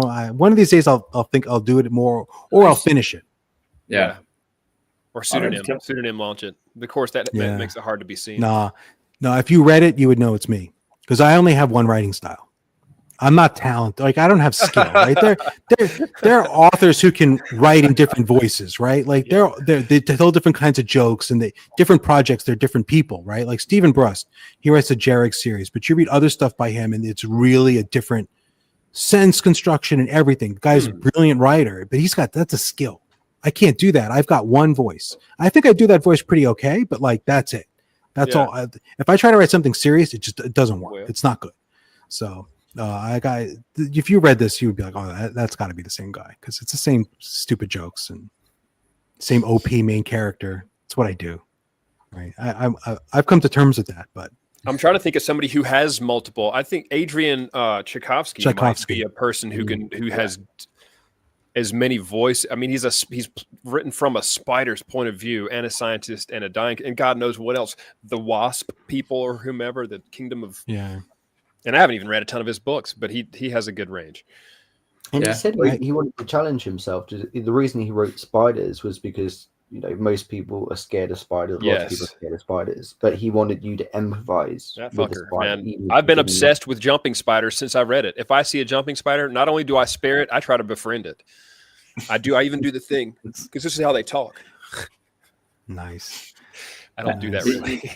You could be telling the spider to fuck off, though. You don't know. Right. No, I haven't actually risked doing it, nor do I have the body parts that it actually has. The furry jowls, whatever the hell those are. What's this guy trying to say to me? Like, But that's like precisely the point. You read the Tchaikovsky, now you're more friendly. I love those little spiders. Yeah. Like I have read Wistful Ascending, and now I'm going to marry a female bear. It's just the way. Also very respectful of space bears, but you got. It's like Michael R. Fletcher, who we've had on before, like, he's Storm Beneath the World. That's a book that's completely occupied by sentient bugs. Yeah, insects. No humans whatsoever, and then compared to the different one, and that. So it's sort of it's still. I mean, his style is such, but it is a different voice in terms of how that's approached. Vastly different. Yeah, that's hard to pull off. It's hard to get empathy for bugs. People are generally not, generally speaking, into bugs, right? Like, you don't feel that empathy for them. You can do it. Clearly, you can do it. But that's you're putting an obstacle in your path, which is Michael's very talented. I have a challenge. There's a challenging scene coming up. I'm inspired by, not that anybody specifically. I'm inspired by Abercrombie. When I first read the First Law, and Logan Ninefingers would go into his barbarian rage, and I would, every book that there was at least one section that had it. And every single time it would suspend my disbelief. I would cease to be reading a book, and I'd be writing along with it. And I'd get chills sometimes, and it was just so awesome. And if somebody reads The Last Battle of V&V, it's gonna look like I ripped off the heroes, because I do jump from POV to POV, especially like somebody dies, I jump in the POV of the guy who killed him. He dies, I jump into the next one, and so on. Oh yeah. But there is an inanimate object that, from whose point of view I will have to write, not to give any kind of spoilers. Yes, it's Oakner, but I got to write from his point of view. and I'm not looking forward to it. But if I can pull it off, it's going to be so amazing. He's just a weapon. Yeah. He's just a sentient weapon. Or is he? Is she batshit crazy? Or does he actually have a consciousness? I guess I've now spoiled it for the people watching and for you fellas. I love talking swords. I've always loved talking sentient, like Stormbringer, right? I was reading Elric when I was like 11, or 12 or something, and I've always loved those. I don't have any. Every once in a while, I come up with something. I'm like, I haven't thrown this in my books yet, because I have a kind of kitchen sink approach, right? I have a lot of. I absolutely do, man. I'm like, how can I fit this into a future story? And it's anything I see, anything that inspires me. I'm like, how can I put this in here? Yeah. But you do have a sentient space station, Joe. So yeah, I do have a lot of sentient ships. Yeah, yeah. Every once in a while, I'll tweet, right, like AI. There are AI characters in the books, but no AI was used to help write these books. not the same thing, right? But I mean, from the perspective of my my magic system, I need sentient ships, but then they're also fun. Sure. And that's been around for a long time. I remember the Star-Lord comic, back in the 70s. He had a sentient spaceship that I thought was just a shape-shifting sentient spaceship. Like, this is cool. It's like a companion. And did you ever watch that series Farscape, Joe? Yeah. The shape of many of my ships is meant to be reminiscent of Moya. Okay. I love the design of Moya. I kind of got that when I was reading it, because I watched that, and again, that's quite funny because a lot of that was filmed in Australia. So you see sort of side actors. You see a lot of side actors pop up from shows going, hang on, that's. I really like that show, especially the arc episodes, right? Like, by today's standards, there's a lot of filler episodes in that, but I love that show. I mean, I'm a geek going way back. So, that's all this stuff. Favorite. Some of the effects now aren't so super hot, but it still holds up. Like the story, it holds up. There's some good stories in there, and I love the sentient ship there, and this idea that Moya had her own agenda, like she was happy to help them out with stuff, but she also had her own needs and desires, and it was like another crew member, and I like that a lot. So I put that on all my ships, and I also like the idea of an artificial intelligence, because they can have any sort of like any biological thing is going to be driven by biological needs, right? No animal's going to evolve that doesn't have like hunger and a sex drive, right? Because then they're not going to pass along their genes. The lineage ends, right? That's evolution. But artificial intelligence doesn't have to work like that, right? You can just build it and you tell it this is what you care about, and you build it that way. You don't have to, so that gives some flexibility, and then the characters are always like, what is the actual like true motivations behind the ship? The ship might not care if it stays alive, but it may care about following its directives, right? So it's intelligent. I think this is related, maybe distantly, but that's kind of why I liked Tom Bombadil in the books, songs aside, but because he didn't, as far as the good versus evil of the whole story, he didn't give a shit. He was older than all of them, and he was going to be around no matter what happened. Which Rings of Power fucked up because they made him act like he cared. He had to act like I'm going to help you out because I care. No, he was way cooler when he was above it all, and just like his motives. You don't know his motives. He wants to sing and he wants to kick it with Goldberry, I guess. But that's what I liked about him. Middle Earth would be on fire, and Tom Bombadil would still be. He'd be singing about rum dum blum ba dum dum ba dilly. Yeah. But it gives you these threads you can pluck in later. That's why I like writing a long series, right? Because it gives me these threads I can play with over time. I can put this character Wistful in, and you don't really get a sense of why. I don't even know if you really understand why she's where she is or why she's stuck there in the first book, right? But then eventually, so you can take it for sure. As the reader, you take it for granted. Oh, she's a space station. This is where she lives. And then later on, I'm like, there's a reason she's there. You're like, oh, I never really thought about why she's there, right? Because it's just background. And then you play and you pluck these little threads. And then like in book 5, you're like, oh, there's another little thread. In book 6, there's another little thread. And you play with these things you sort of take as a reader, you sort of just believe in as part of the setting. And then you're like, no, there's got to be a reason for it. And you play. It's fun. This is why I like writing a long series. This is the beautiful thing. I'm going to pitch indie. It's a beautiful thing about being an indie writer. I can plan this gigantic series, and I can say I'm going to write a 25 book series, and I have a plan for the whole thing, right? And I have things that are going to be unfolding. And Tor would never publish my first book if I told them that. It was, I mean, unless and I had if it didn't do a certain thing, they wouldn't publish your second. I can just weren't, numbering. I can lose money year after year, and I do, and I can just keep plugging away. Me too. They can't stop me. No one can stop me, right? Not common sense. My wife could stop me, I guess. But I do. Like, I mean, it separates the strong from the weak. You do it because clearly you're into it. You love it. Yeah. No, that's 100%. I love it. I love having this story, and I love unfolding it and like dishing it out. And people seem to be enjoying. People are still liking book 6, and they're reading like, oh, this stuff is happening. I'm like, yeah, stuff is happening. So, and I can just, and I'm in a privileged position where I can spend the time on it, and I can throw money at it, and I'm not like missing mortgage payments. And I'm still very lucky. I consider myself in a privileged position as well. Lucky, whatever you want to call it. That I have the time that I can give to chasing this lifelong endeavor, fantasy. Oh no, I know a lot of people who just couldn't do this, right? Because they have bills to pay, and they got kids to raise, and they have 2 jobs or whatever. And a lot of people who couldn't do what I'm doing, and not because of any fault of their own, just different life circumstance. But I have a day job that pays pretty well, so I don't need to like have a second job, and so I do this, and I do it because I love it, and put the little stories out, and it's fun. Look, it's fun. I want you to know that you have at least indirectly answered some of the other questions we had for you. Oh, you have questions? Well, yeah, I'm sorry. We did actually have questions. No, it's all good. There's no rules here. I'm a babbler. No, I feel like you have answered. For example, world building. What kind of world does it for you, and why? I feel like your answers about your own stories. Yeah, but you clearly got some ideas on that. Questions. It's a perfect guest. Yeah. Right. These are to eat time. Go ahead. Sorry.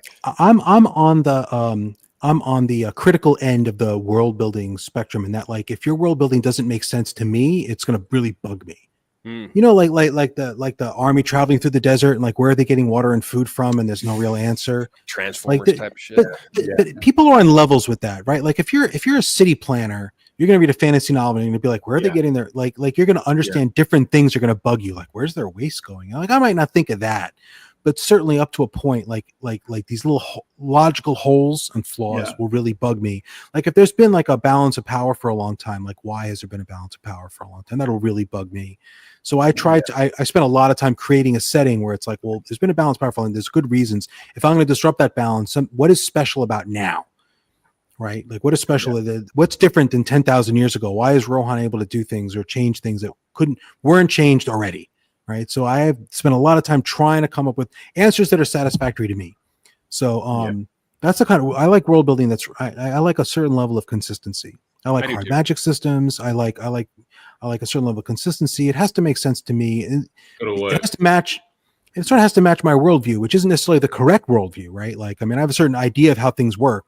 Maybe I'm wrong, but if your setting doesn't meet my understanding of how people are and stuff, then it's going to bug me. Right. And I can suspend disbelief. I've been reading fantasy and science fiction for a long time, like literally over 45 years. I'm good at like suspending disbelief, but generally speaking, I like things to be consistent. Got another one for you, fellas. If y'all don't mind me firing these questions at Joe. Go. I know that the clock has been going for a while. I don't know. We'll figure out deadlines here in a second, but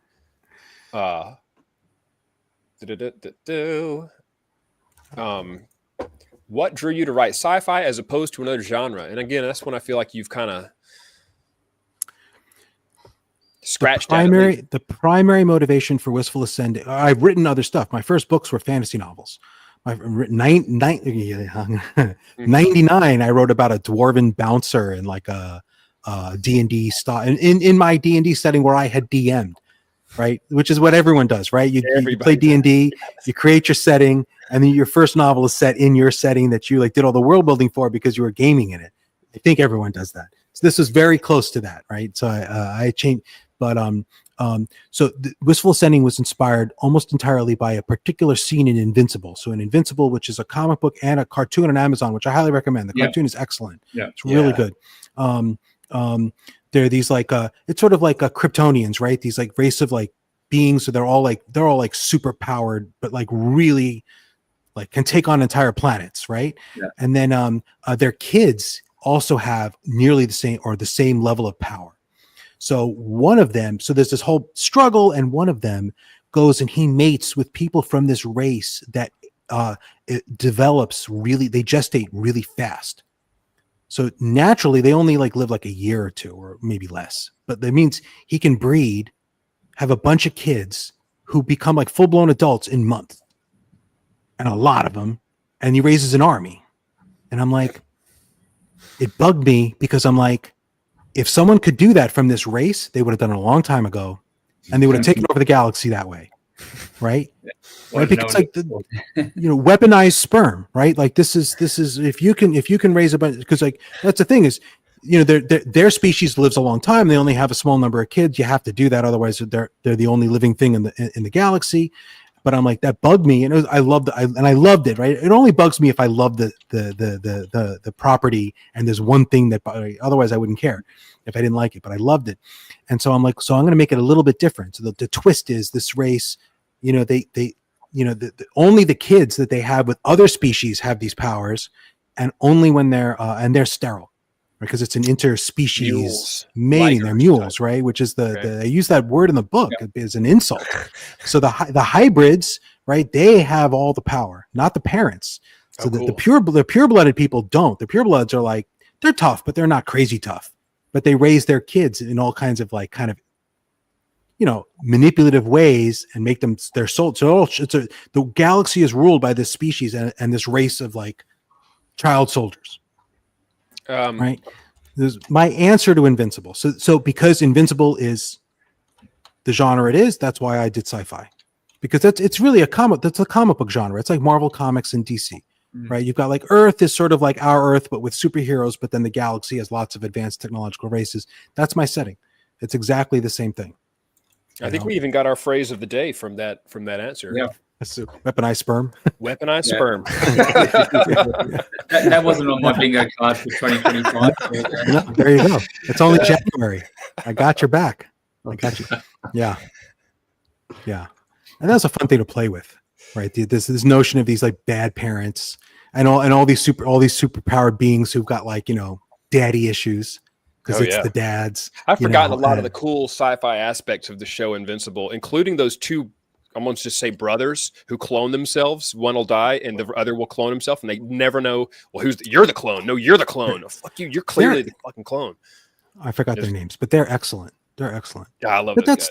But that's the standard. Like people are like, oh, the setting is so unusual. And I'm like, my setting, it's exactly Marvel Comics, which is like only like the biggest movie property on Earth.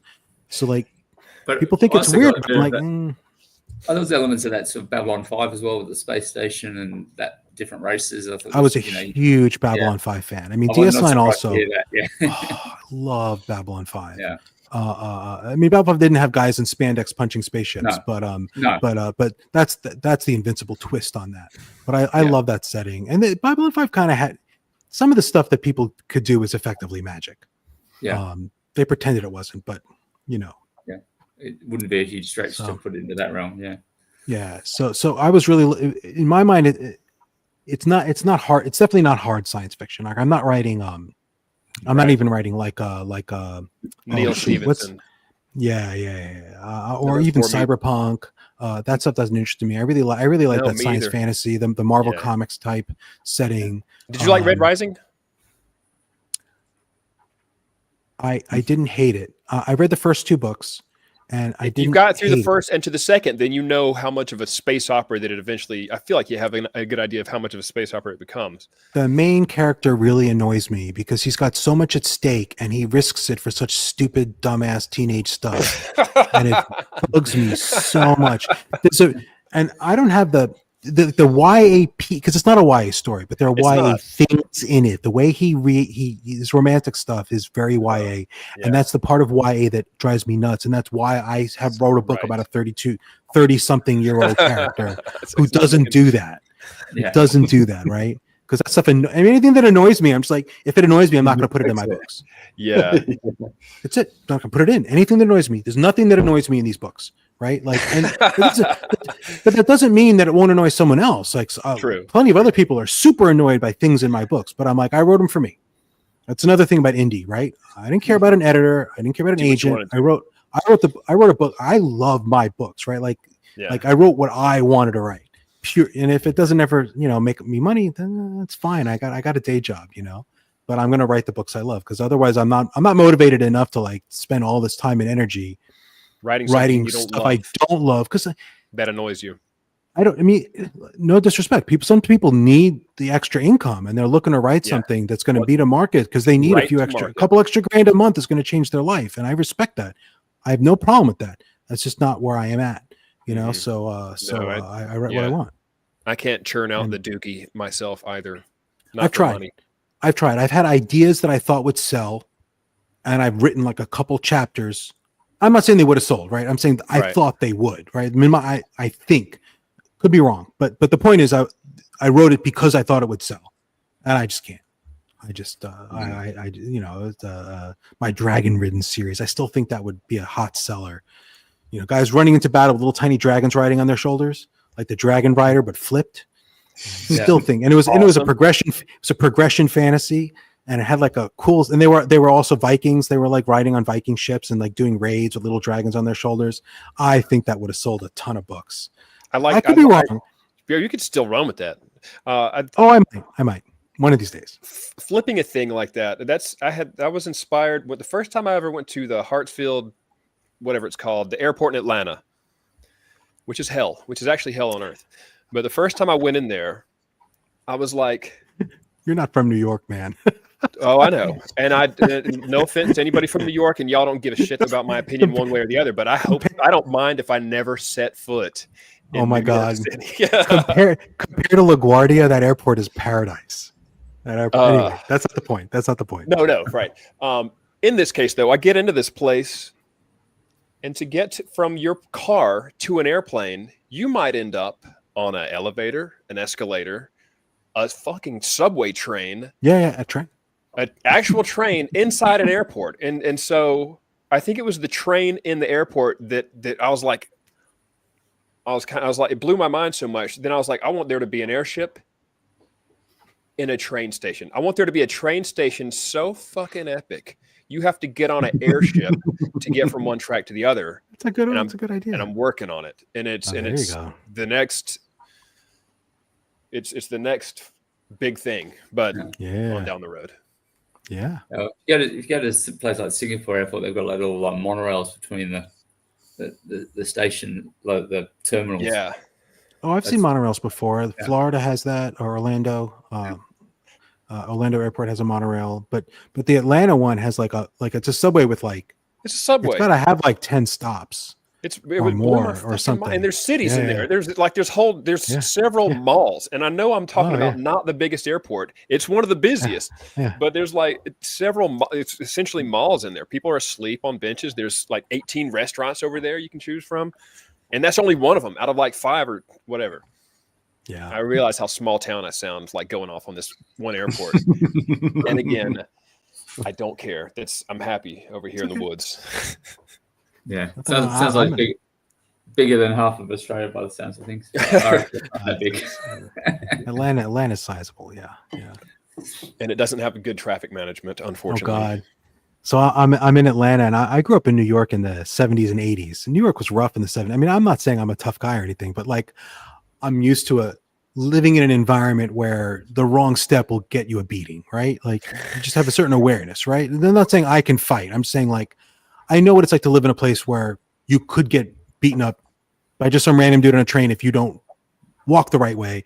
I go to Atlanta, and these people from like all over the world are like terrified of like going back to their hotels at night. I remember, like, at Dragon Con, everybody was like, how do I get back there? Like, or how are we going to do this type stuff? I remember like walking people back to their hotels like I'm some kind of tough guy. I'm like, I'm a 53-year-old man at the time, right? Like, I'm like a fat out of shape, and I'm like, it's fine, I'll walk, because all you got to do is walk with confidence and like not do anything really stupid, and no one's going to mess with you. And I knew that because I grew up in New York in the 80s, right? So I'm like escorting people again, like I'm some kind of tough guy. It was hilarious. That's probably been me. They're probably going, oh my God. My buddy coming up, whenever we'd go to Atlanta, he'd be like, don't look up at the buildings or you will get stabbed. They'll know you're not from, if you look up at the buildings, they'll know you're not from around there. And somebody else, he was an idiot, and I think he kind of knew it. He was being an idiot, but yeah. And it's the con, right? So you're at the bar until like 2:30, 3 in the morning sometimes, and you're like drinking, and then you're going back to your hotel, and it's pretty deserted. Yeah. And unless you're in one of the con hotels, you might have a pretty far walk or whatever to your. Morgan and I did. And Morgan and I both were in Morgan Shank, that is, if I can name drop really fast. But we were aware that we're in shape where if the shit went down, we'd just run. We'd take off. Like Morgan's nervous, and conditioning and physicality wise, he's like 10, 15 kind of times the athlete I am. He's a total beast. He's a total beast. The guy's like jacked, and he's like nervous about getting home, and I'm like, it's fine. He does those tough mutters. Not a problem. Oh yeah, no, that guy's jacked. He's a super nice guy too, but he's so nice. I would not want to get into a fist fight with him. No, but he's nervous because he doesn't. I wouldn't grapple with him. No. That'd be my defense. Well, run away. So, I got long legs for a reason. I don't like it. I'll do it. I'm short and slow and asthmatic. No. I'll just make sure you're not the slowest in the group, and then you're good. I mean, Charlie, you and I somehow managed to drunkenly survive London Waterloo train station. Yeah, that's it. We did. Yeah, Tom helped escort me back after we'd had a sort of a mini con catch up in London with who else did we have there? Joel was there, De Silva at Seeds of War, he was there. Mitchell Faywood was there. Yeah. Miggins was there as well. Oh, I know Miggins. Miggins is how I got my my big break. Really? Oh, how's it? So Wistful Sending, I mean, no one had read it, right? I mean, no one knew what it was. And then I was trying to get it promoted or figure something out. So I was on Twitter, and I entered it in Spiffbo 8. And but still, like no one cared. It doesn't look like a superhero book. I'm sure people assumed it was terrible. And I started offering it to anyone who was following like the Spiffbo 8 hashtag on Twitter. And I offered it to Miggins, and he's like, sure, I'll take it. So I sent him a book, and then he got Jordan Buxton's, like, who's their friends. He's another guy who does he's like kind of like in Bo Kelly's circle, like guys who like review and read books. They don't have like a big platform, but they, they would tweet about it and like put good reviews up. Maybe he had a website. And Jordan was like, well, if Miggins reads it, I'll read it, because it's not a nothing book anymore, right? Once you have some people reading it, all of a sudden it's like it's a real thing, and you're not a nobody anymore. You're not just some guy, because you can put anything in Spiffbo, right? Like it doesn't have to be even coherent sentences to be in Spiffbo, right? So, and then Jordan read it, and he liked it enough that he got Andrew, the Wizardly, Andrew, I think his name is Maddox, the Wizardly Reads, to read it. Yeah. He liked it, and he did a dedicated video of it, and that was how everything started. Because once you have a dedicated video from like the Wizard, other people are like, oh, maybe I'll try it, because it was generally positive review, and that launched everything. But it all started with Miggins, and the extra funny part is Miggins didn't read the book for like another year and a half, and when he did, he didn't really like it. So he was my big break, just by taking it, taking the book. Yeah, he didn't hate it, and he wasn't mean or anything. Like he's a nice guy, but I don't think it would really. He's very forthright when he reads. He was one of my beta readers. Okay. He didn't hold back. Like he just sent a 60-page Word doc of all his feedback. I was like, oh fuck me. Yeah. One of my favorite things he said there, because he knows his stuff. He's like, Tom, this is a book about time. It's about the past, the present, and the future. And I was like, it is now. Write that blurb down. Yeah. I think it was Sanderson. I might be wrong, but I think it was him, first person I heard say that often you get your themes by writing the book and then reading it and figuring out what your themes were all along. right? Usually, if you start with themes and you try to write a book to hit the themes, it's usually feels clunky and on the nose. Preachy. That was a Right, that was a question I actually had fun of, Joe, because maybe one day hanging with you guys long enough to rub off on me, but I think do you approach it with these are the themes, and then I thought, how do you approach that? But it's interesting to hear you say you almost do it the other way around. You write the book, you figure out what the themes were all along, and then you go through and you edit and you sharpen so it hits those points more clearly. Yeah. But if you start, I'm going to write a book about mental illness. It's really hard to write a book about mental illness. It's not going to seem like, oh, you're preaching. Or I'm writing a book about, income inequality. You're going to have a really hard time writing a book that's not going to feel preachy. Yeah. Well, whichever your politics are, right? Like either way. So you do that. And then, but then when you write a series and you get to book 6, you kind of have a handle on the basic themes. And then you sort of do the same thing on a small level for each individual book, which has to have slightly different. You can't have the same thing over and over again. Otherwise you're Frasier, right? You're the same character cycle in every episode, which I can't do. It drives me crazy. That's full circle right there. Dr. Frasier Crane, not Frasier Armitage, would just. Oh, no. I'm so sorry. Oh, that was not Frasier Armitage. I'm sorry. I'm sorry. You mean the show? I'm sorry. I meant the show where like every episode he's like going through the same cycle of character growth. He learns the same lesson, and the next episode he's forgotten it again. And he does the same mistakes again. I'm so sorry. I was not even thinking that. That was how apologetic you are. You can't be that apologetic if you're trying to start shit. No.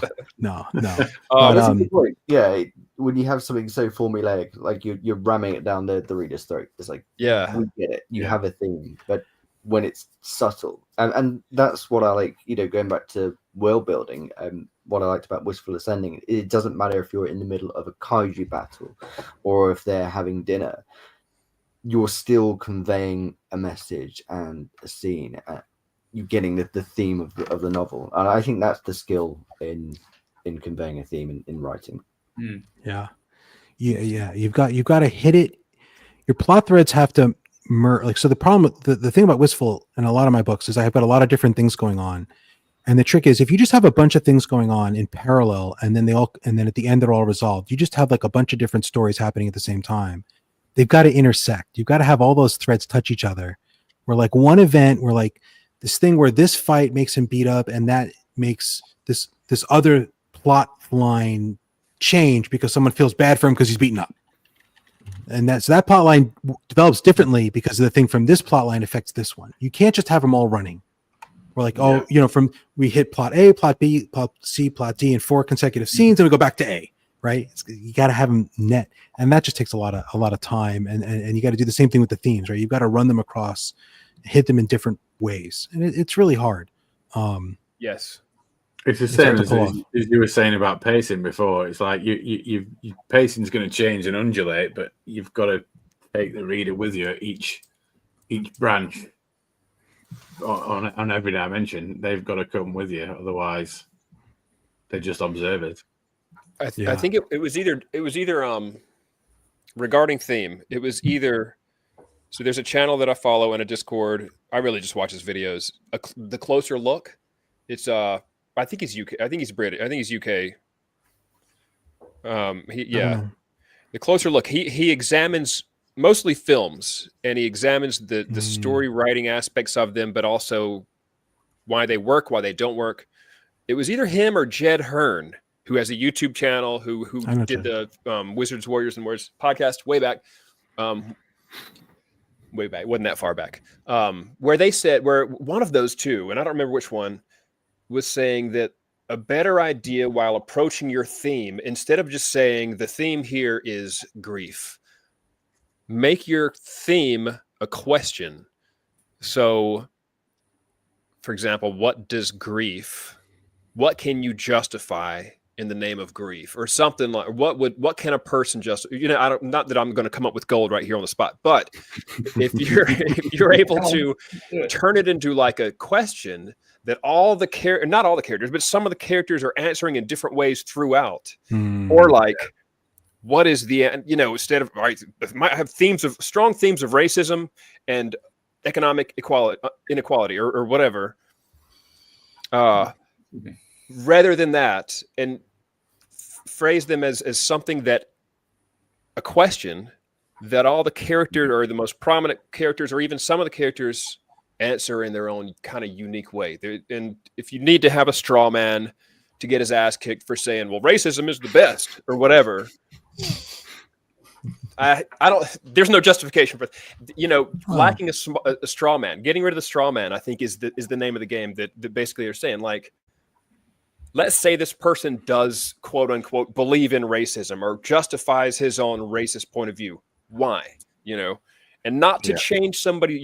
It's not with the end game of changing people to be more racist, clearly, but rather trying to understand the other side, maybe, It's exploration rather than, absolutely.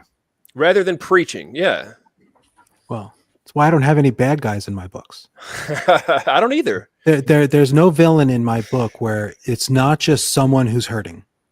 And they're hurting. I was being sarcastic, but I've gone through 6 books, and I didn't I don't know if I realized I was doing this until after book 3 or 4. But all the people doing bad things, there are people doing bad things, but it's because they're afraid, or they're hurting, or they're damaged, right? And there's nothing wrong with Sauron, right? Sauron's great, but ultimate evil, pure evil. Sure. Yeah, but then I'm not saying that my way of doing things is the best or the only way at all. But this was part of my thing, right? My shtick. Part of it is being anti-grimdark. Grimdark is like people generally are shit.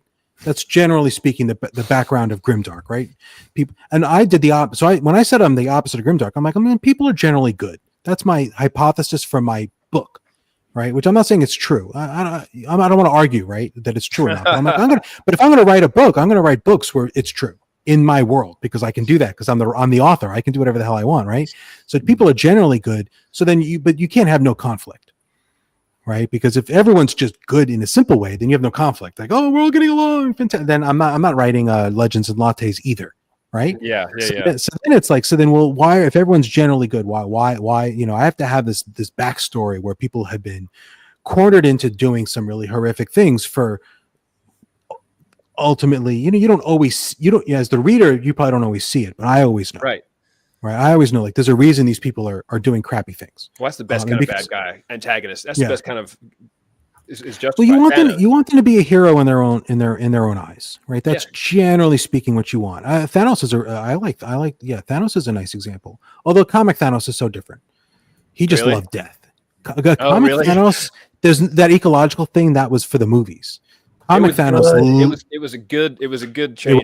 It was Comic Thanos, because I was raised on Jim Starlin, Thanos, Warlock, that stuff. I grew up on that. Like, that was my meat and potatoes.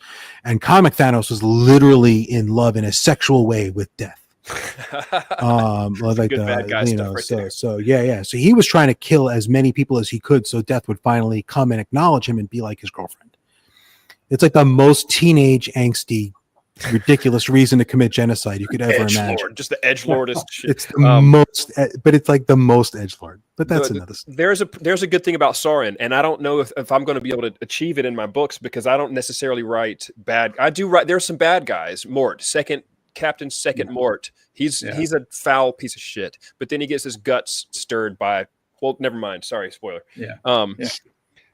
The main characters, and that includes the antagonists, I want them to have a good reason for doing what they're doing. But the good thing about Sauron is that you have cannon fodder, and you have scenes like Aragorn hacking through with no remorse. There's no, the lives that I took today. No, there's none of that. That's cannon fodder. Kill it. And that's all. And now the Star Wars approach would be, they're all drones. These are all drones. These are all clones. And that's kind of without conflict to me, or without stakes, sort of. We'll just make more, But then you find out those stormtroopers take their helmets off, and they're people. They're people under there. Yeah. That's nice. That is a good. It's like that whole was it in Clerks where they're talking about like the janitor on the Death Star? Yeah. That's right. Yeah. Damn, they were. the civilians, who was just cleaning. Like the That's contractors, right? Right, Welders, like, I'm working on the Death Star, but got to pay the bills, got the 2 film- kids to feed. And the film is so celebratory after it blows up. There's Yay. only cheering. Yeah. Only We just cheering. killed 300,000 people. Yeah. Hang on, Genocide. Isn't that a terrorist act? I might be alone in this, but this is one reason I like the Acolyte, because in the Acolyte, the Sith were presented as actually legitimately believing that they were a better way to approach life, right? Like, your emotions are important. Detachment is not the be all and end all. This is how we live. It wasn't about like, I just want to mindlessly conquer the world because that's what people do when they're Sith. It was more like, I'm going to embrace my humanity as a Force user. And I'm really sad that I'm not saying there were no problems with the show. That's another story. Yeah. Bad reception. But I'm really sad they didn't have more of it, because I really like that storyline. I really like the storyline in Mandalorian and Grogu, where Grogu is like, I am not going to detach myself from my father figure. I love him. Yeah. And that's not the Jedi way. And I saw that whole thing as like, I saw a potential for a storyline there where they're making the new Star Wars stuff about a rejection of the way of the Jedi, which had failed utterly and miserably in the Star Wars movies. Yeah, and I was really looking forward to that. Right, it did fail in the Star Wars. Damn it, it was but that's a thematic arc they could have done for the whole Star Wars canon moving forward. They could have the whole driver of all the shows and movies moving forward as a new way of approaching the Force and of being a good Force user, embracing those emotions. Right? They didn't do it. John, I'm not in charge. John, 2 million people. There was actually 2 million. That's genocide. we know John's love of orcs has to translate to a love of stormtroopers. Stormtroopers have to be the orcs of the Star Wars universe.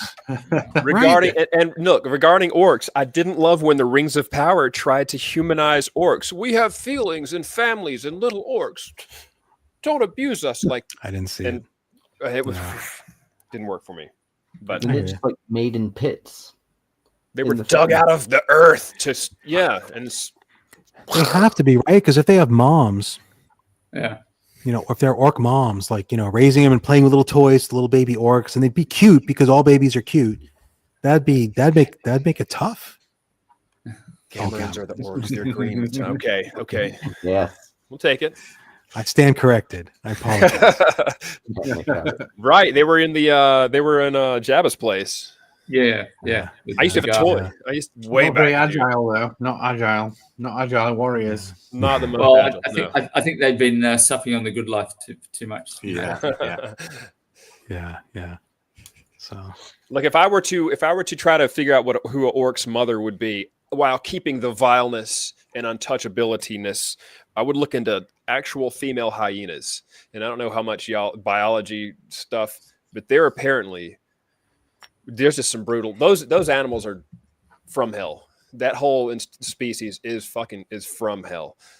Apparently I don't even want to like misquote science here, but they're all just brutal from moment one. They're all brutal bastards. So and that pounds per force of their jaws. Bite force, can snip bone just with their jaws. They can break bone. Lions hate them so much they kill them and don't eat them. They just kill them and leave them lying there.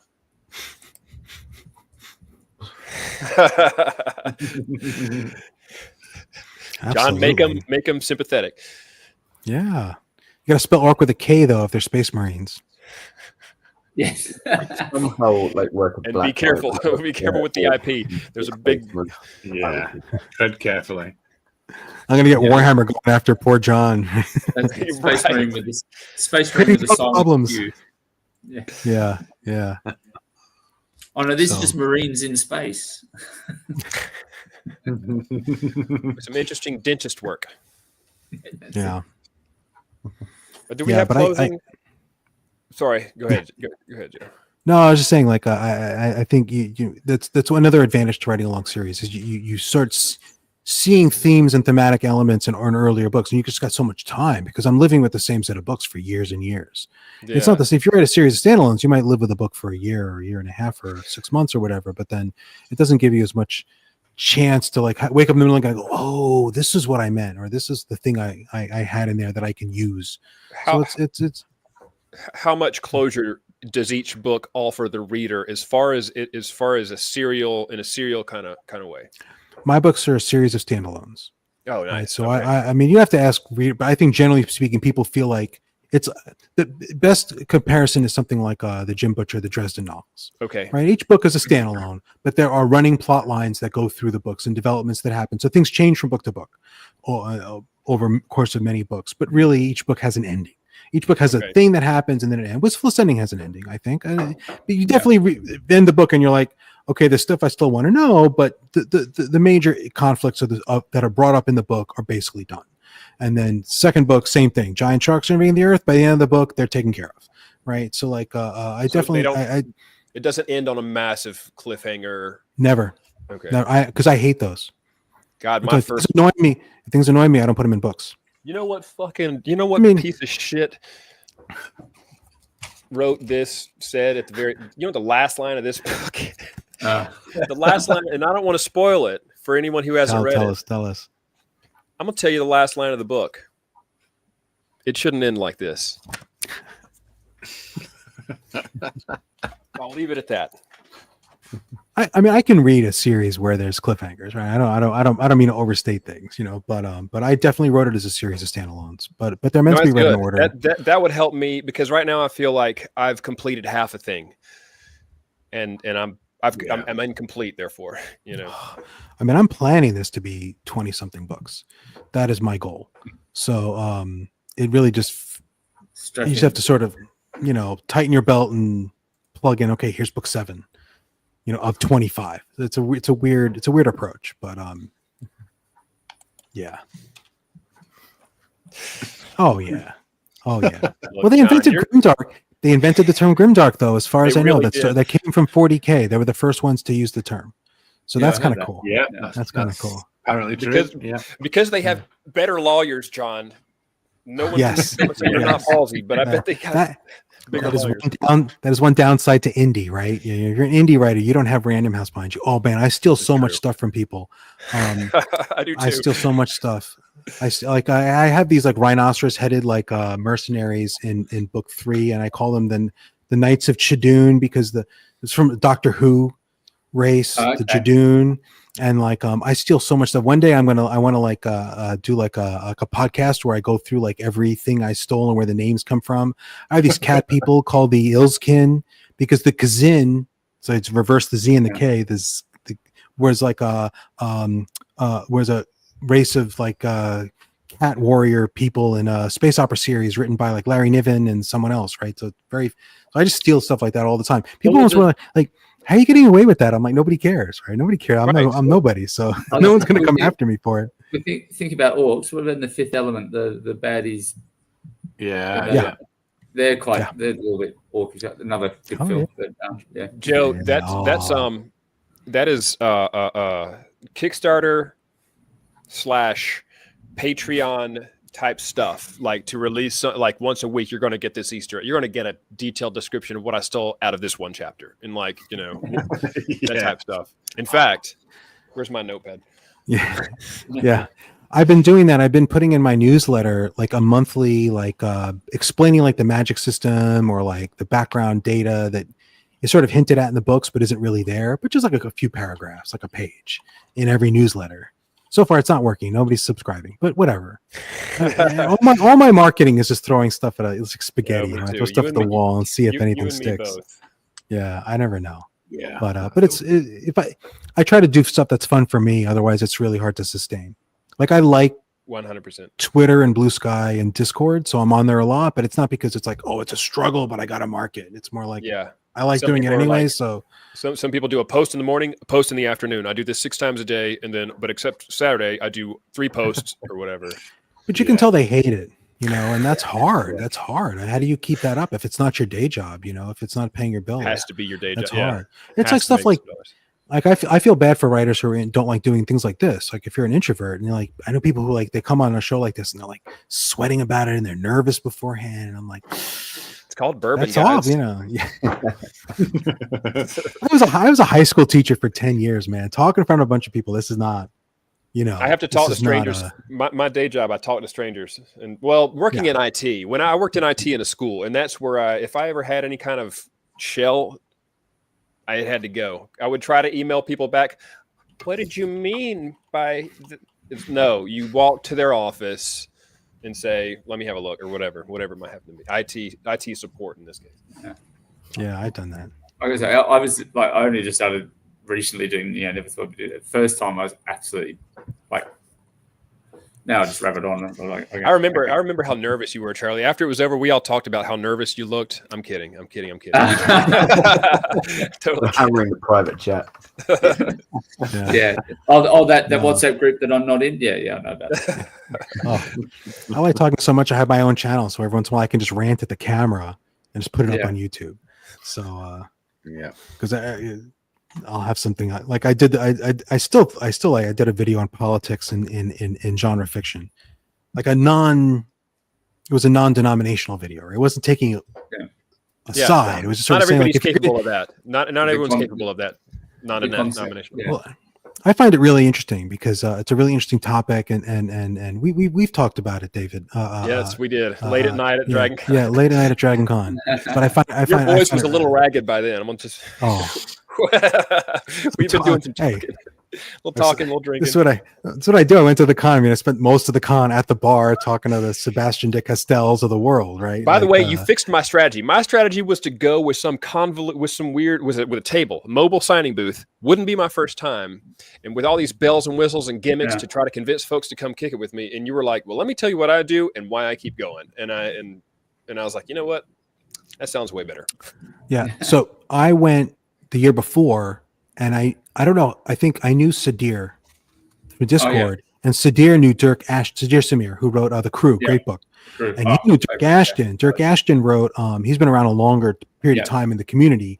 He wrote the Paternus trilogy, and now he's written the Kraken Riders series. And there's a lot of nice people in this world, right? But like Dirk is special. Dirk's the kind of person who's got like this gift where he's got, you have like 10 people at a table or something, and he's like noticing one person is not talking as much. So he'll like make sure, oh, do you know this person? You guys have this in common. And he'll like make sure everyone like bonds with someone and like has a good time and feels engaged and part of the group. And he'll give you a hug if you don't really feel like you belong. He knows it, right? He's got like this gift for that. It's just not everyone has that. Not everyone has that. It's a skill set, right? Yeah. It's his nature, right? So he's a hub. You're a hub too, though, and I observed this at Dragon Con. You're a hub as well.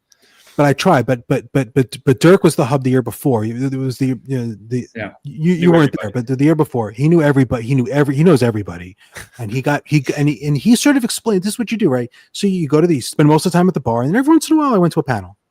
But instead of your inclination is you go to the con, you're like, oh, I'm going to schedule at 9 a.m. I'm going to be here, and at 10:15 I'm going to be here, and it's no, go to the bar. And if a bunch of people are going to a panel, go with them. Yeah, and it sounds like I'm an alcoholic, which maybe I am, but I mean, it wasn't even. We didn't really drink that much. I don't think you saw me shit faced at the con. Nobody got. I had drinks. Maybe I've got a little bit buzzed, but usually you can't get drinks fast enough because they're swamped. They're so swamped. They can't get you drinks fast enough to beat my liver. So you get like this time. Yeah, I know. Can I get 3 drinks at once so I can feel something? No. It's the club. I ate a lot of chicken Caesar salads out of that bar too, because it's like I don't want to leave and get food. Other people were they were leaving to get food. I'm like, I don't need real food. Chicken Caesar salad is fine. So so no, the cons are really fun. I'm going to Worldcon this year. I cannot wait. Seattle and see, because a lot of people are coming, because more authors come to that and fewer non-authors. Right? That's the thing about Dragon Con. I don't know if you guys have been to Dragon Con's a big genre convention in the US in Atlanta every year at the same time, but it's everything. There's like 70,000 people. Good God. Not exaggerated, maybe it's 80,000, but it's a lot of people who don't care about fantasy books, right? So like there's a lot of like Star Wars people in pockets. But Worldcon is really writers. Yeah. Right. So it's going to be a little different.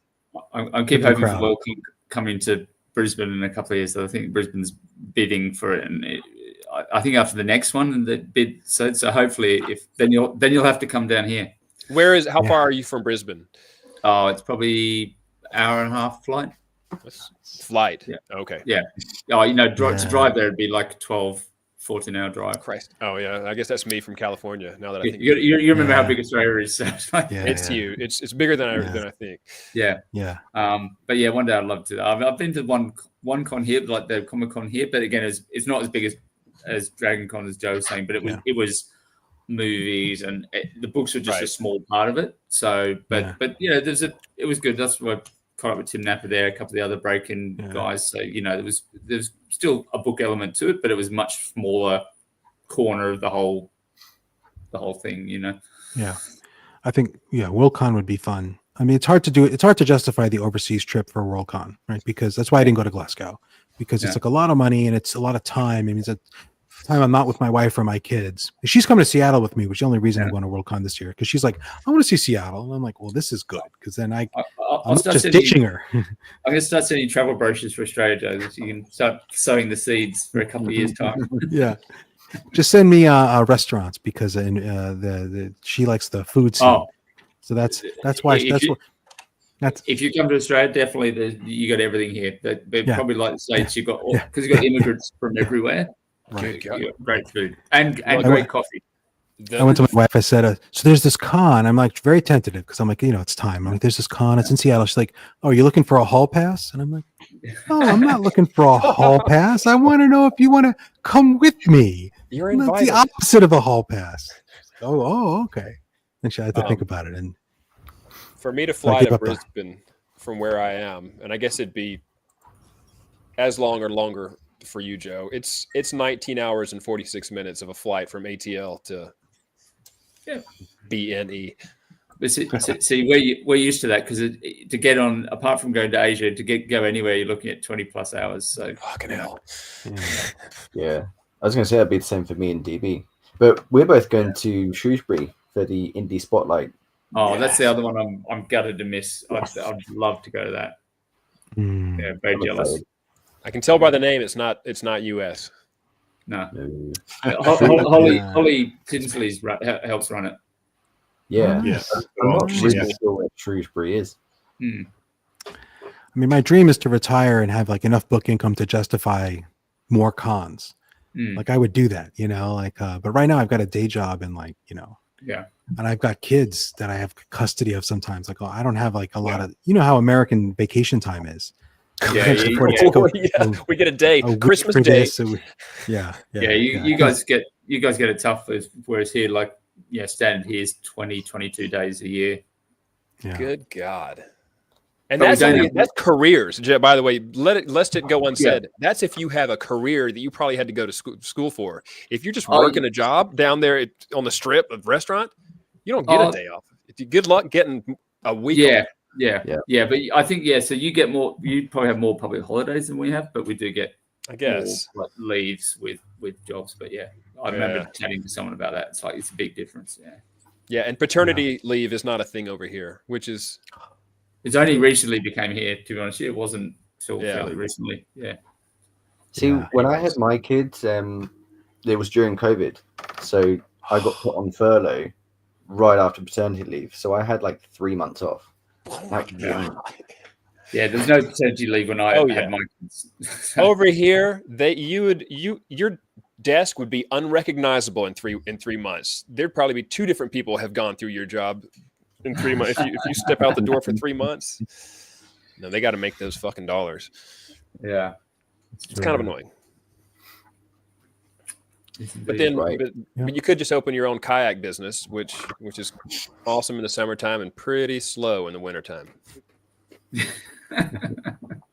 But no one would be crazy enough to do that. Who would do a thing like that? Right. But then you just set up a side thing of writing a book, so it's all good. Yeah, my word count lately is amazing. I believe it. Really. Pleased to hear it. Talking Joe Berne is amazing. More like it was. Well, we know if we need anyone investigated now, we're going to put David on the case. Oh, please do. I love it. I don't know why. I get a weird sense of enjoyment. My wife will be like, so we had this new person start and I hate her. And I'm like, tell me her name.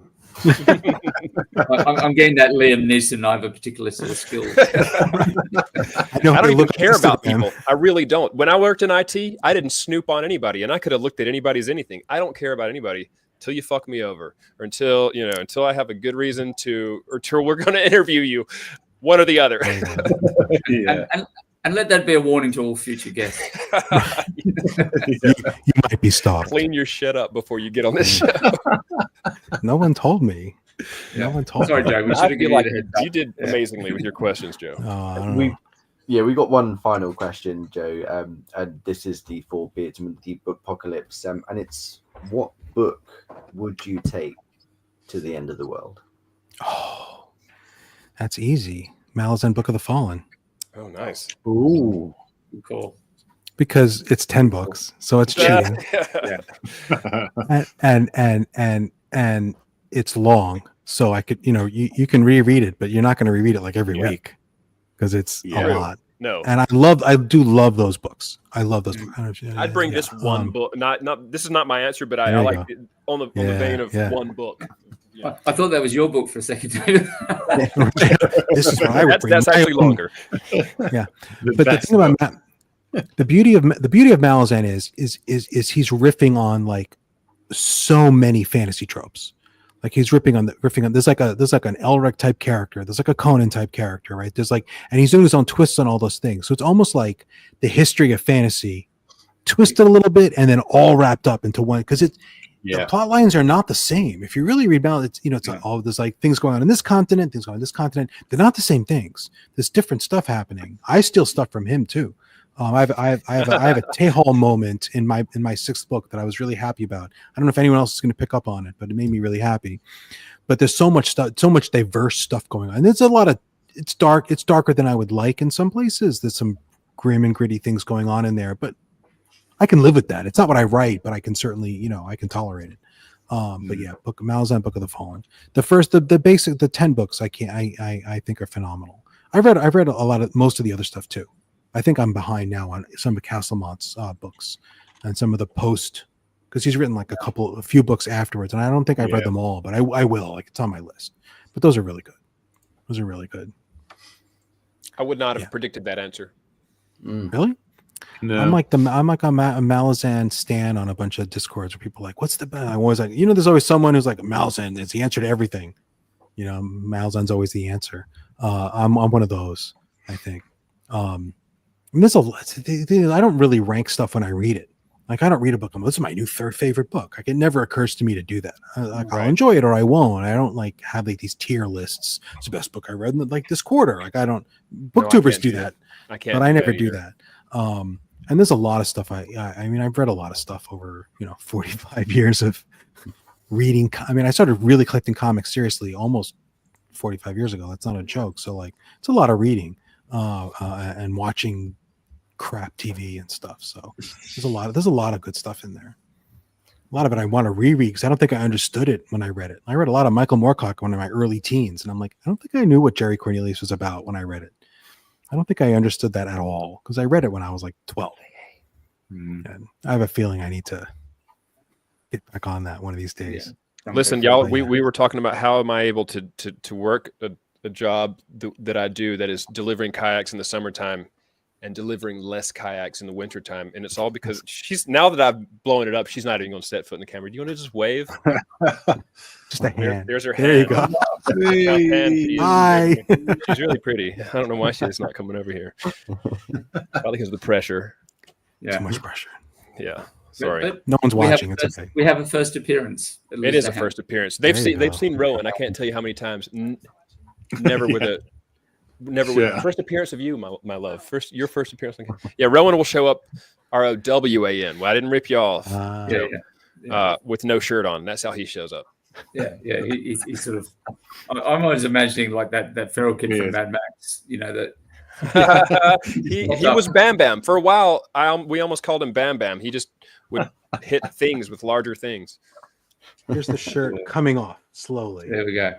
All right, there's When's the last? Oh, You funny either story. recently released or are about to. Book 6 came out December 16th, so that's pretty recent. That is Yeah. pretty And recent. book Congrats. 5 came out in October, but like I didn't get the cover for book 5, so it was written much earlier. I didn't write the book in like 2 months.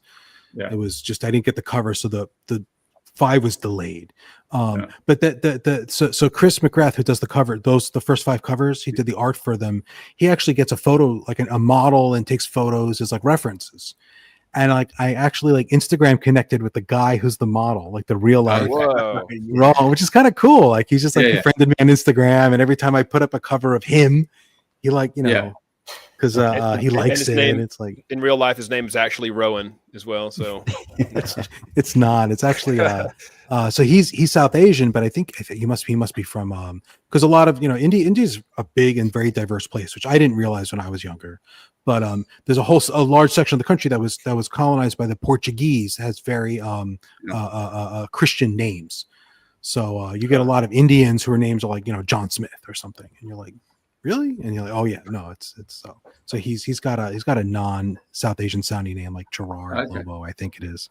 Yeah. He's an actor. You might have seen him. He was in Master of None? It was a sitcom with Aziz Ansari, and I can't remember the name. Anyway, he was like a side actor in that. This is not Wow. important. Yeah. I'm just babbling. It's a, It was cool. It's a cool story. you do Oh, a good the job of poster. sending me off on tangents. Things will make me go off on tangents really easily. I'm the worst. I'm the ADHD. worst.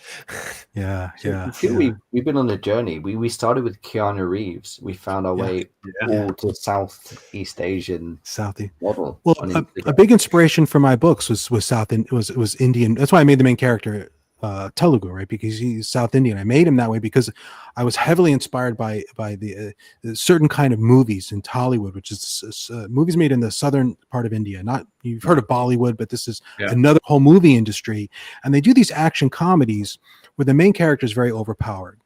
And he's very sort of lazy, and he gets into these trouble. And when he gets into once the fight starts, he's just like just demolishing everybody.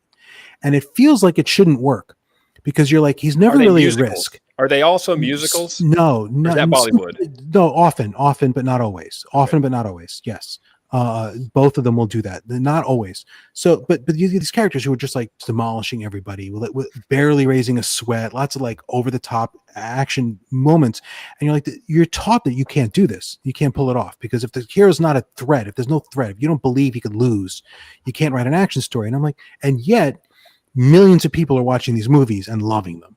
So there must be something going on there that can work for at least for an audience.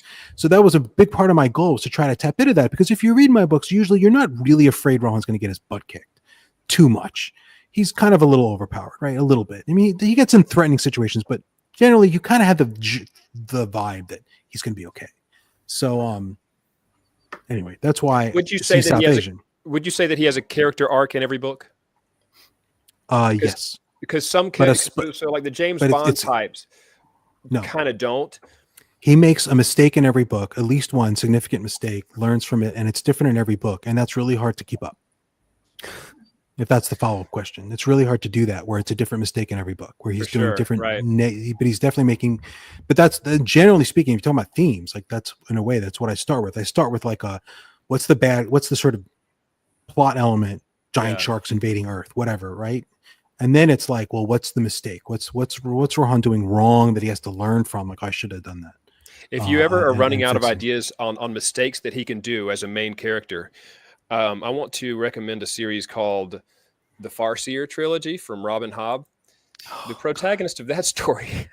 Makes oh god, I can't take those. I can't take those. I read a bunch of them when they came out, and I loved them. It's But I but know. I've Everyone never does. cussed out a main character as much as I did Fitz, which Fitz means But that- broken.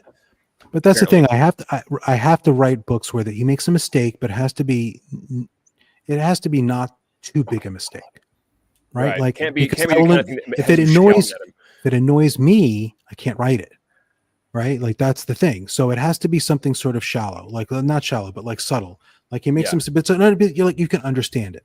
You can sort of, okay, I can see how someone in that situation would have done that. Maybe it wasn't the best thing to do, but like I get it. Yeah. It's not like, oh my God, it's like it's a retired gunslinger thing, right? Like Rurouni Kenshin, right? There's a lot of these stories where you've got this character who's like, oh, he used to be like an assassin that terrorized whatever war, and now he's like, I'll never kill again. And then you're like, really? Because like then of course what happens is the writer puts them in situations against like terrible people. And you're like, I'll never kill again. Are you sure, Batman? You don't really want to make an exception for the Joker this time? He's done some really heinous, right? Like you really, and it gets annoying. So I'm like, no, like Daredevil he would never kill Kingpin. Just kill them. So my whole goal with this is like Rohan's like, I want to cut back on the murder. And I actually use that line in the book, right? In Wistful Setting, he says that one place. I'm just trying to cut back on murder, right? He's not going to say like not an ultimatum, never, but she's going to try really hard to do less murder. So much less better. Genocide. Like let's try to avoid genocide as much as we can within reason. But if it has to happen, it has to happen, right? So that was the whole shtick, right? That's like so he's got to make mistakes, but they can't be the ones that just go, oh my God, really? You still not killing this guy? No, he'll eventually he'll kill him, and he does. He kills. I mean, people sometimes call the book Slice of Life or something, and I'm like, he kills like thousands of people in the first book with his bare hands, like. It's not really. That's a great slice of life, and that is not sarcasm. Yeah, because he's trying to be nice, but that's the other part. That's the other joy, right? When a character's really trying to do better. Abercrombie has some of those. Abercrombie has those types, and it never works out for him. But then when they cut loose, it can be so satisfying. Hell yeah! Those are my favorite parts. Is when he goes or heartbreaking. I tend to not do. Sometimes they're a little heartbreaking. People have called my scenes like that heartbreaking a little bit, but they're never too heartbreaking, right? It's always I try to hit the satisfying, like, oh, finally cut loose. Yeah. Now he's gonna be a badass. Like, okay, I was trying to be nice, but you pushed me too far. I'm gonna be a badass now. And turn me back to the badass scene. Yeah. No, that's the whole shtick, right? Because he was like the terror of the galaxy for 10 years before the first book. That's the backstory. Right? He was the scourge of the whatever, right? So now he's like, I'm trying to be nice, I'm trying to be calm, but like if you push me and people are like, you wouldn't do that, he's like, I've done worse. Like read the books, right? He'll say that to people, like check the news, check the blogs or whatever he'll say, right? Like I've done way worse than this. You're telling me you don't think I'll go to these depths? Like no. So those are fun moments for me. That's the premise of a lot of good stories. I don't remember that one that had that funny. No. But definitely John Wick. I mean, among other things. 100%. No, I didn't mean to imply that I was. Oh no, this was an original idea at all. Yeah. That's what's so great about John Wick. That's the man from nowhere. This very unassuming dude is like, I don't want any trouble, but then trouble starts. It's like, okay, you killed my dog. Now we have trouble, right? Yeah. And that's another thing. I think John Wick also subverted some of our understanding of how action stories have to work, because most action stories you would have an hour of bad things happening to John Wick before he cuts loose, and he cut loose at the end for a half. And that's the typical way an action movie works, right? The bad thing, and then he goes up too much. Now the ass kicking starts. In John Wick, it's like 2 minutes. They don't waste right? time. And then the ass kicking starts, and it's still fun, and it's deeply satisfying despite that. And it's like, okay, you don't need it, because I always hate that. Because like I don't know if you guys watch a lot of martial arts movies, like movies like Ong Bak, Thai. The Thai movies are the worst, where there's like an hour of like people being tortured and like women being kidnapped, and then finally the hero like goes on a rampage, and it's like too much. I'm like, I don't need an hour of this to be satisfied by the end. Yeah. But in Ong Bak, they're like torturing elephants. I'm like, you can't. No, I had enough. I hate that, because like you can't. Animals are the worst. You can't hurt animals in a movie, right? It's too much. That's why I think John Wick wouldn't work. If it was just his car, we wouldn't have cared. But as soon as they did the dog, it's like, okay, all bets are off now. And it's sentimental when it does. If you kill 120 people because they scratch your car, you come across as kind of like it's hard to be sympathetic. You're a bit of a dick, yeah. you're a bit, right? A bit, yes, right. But the dog, you're like, okay, but we also didn't have like an hour of getting attached to the dog, because that would have been too hard. Yeah, right? It's like Sanderson said, something along the lines of, you want to show the audience that he's a villain, have him kick a dog, done and done. Yeah. But I actually think John Wick is a brilliant movie. Like not trolling, not being sarcastic. I would argue if you've seen one, you've seen them all. They're kind of like Fast and Furious, but I know that That's might be Yeah. my own. No, I think it's fair. I mean, I think the first one stands up so well because it was, as you said, Joe, it was unlike a lot of what we've seen. Yes. It wasn't a huge guy with muscles popping out of his, ripping his shirt off, and as you said, obviously he can fight. But he's pretty unassuming, looking guy. I watched the fourth one. It's too long and he's too old, and that's my review. I haven't seen it yet. I didn't like 2 as much. I like 3 more. I don't like gunplay. I'm not a big fan of guns. I don't mean politically. I mean like just in my action movies. I'm not a gun guy. Right. But I always want to say that. I'm like, I don't like guns, and I'm like I'm not trying to. We're not going there. No. But this is why I wrote a whole magic system and a whole setting where like basically guns aren't useful. Yeah, I did that because I like punching and not gunning, right? Say, and that's an aesthetic thing, right? That's just preference. Like, there's nothing wrong with liking gun stuff. Right. That's just not my thing. So I deliberately created a magic system and worked on it so that really shooting people wasn't very useful if they had powers. So it's just like no one shoots anybody. We hope you're saying something controversial, Joe. You would get the views up. That's why Armitage relies on guns so much. I guess he's not interesting. No. There are gun action movies that I did like. John Woo had his share of them back in the day. John Woo had some good stuff. What's the one with the 2 Irish guys who are like just going on a rampage? Saints. Thank you, Boondock Saints. Yeah. Boondock Saints was phenomenal. Also, should not have worked. Right? But there's just so much cool stuff in there. Willem Even though the Dafoe. story. Oh God, he's so good. So crazy in those. Willem Dafoe's But is he not hilarious, crazy? Yeah. I know it's not getting any earlier for you UK fellas, and I'm not going to say it's showing on you, but it might be showing. Once I start talking, I'm sorry. Let's open. Got some more questions. Well, we can call it there, boys. But I just want to say a big thank you to Joe for hey, thanks for having me. What a way to kick off January for the Beardsmen. Sorry, Fraser, you couldn't be with us. Yeah. We didn't let Sorry, Joe Fraser. shit talk the entire episode. I threatened to, Fraser. I was gonna. When he comes on, totally it'll be his rebuttal. He'll respond to all the shit. Yeah. You won't be there to defend yourself. He's gonna say Joe's been trying to stir shit up, and no, it's not working. Clearly, he's the asshole, right? He's got a built-in, the built-in dismantling right there. Well, what we'll do when Fraser does come on, Joe, we'll just have you in the background, and then we'll say, well, actually. It'll be the BookTube Battle Royale. I'll just make up stuff like, did you hear that MJ said this about you? When she really didn't. I can do it on Facebook. There's no fact checking anymore. That's true. Yeah. But no, we hope you all have a good night or morning or evening, day. Morning for Charlie. Thanks for having me on. You are. Thank you for tuning in and for being with us. If you're watching that live or you're watching it later on, thanks to our guest Joe and our other guest Fraser. Yeah, Fraser could have said more, but anyway, that's okay. He came up with some content for us, the Keanu stuff. Yeah, we appreciate you, Fraser. Yes. But yeah, have a great night, everyone. You take care. We'll catch you everyone. See you, everyone. Bye. Good night, everyone.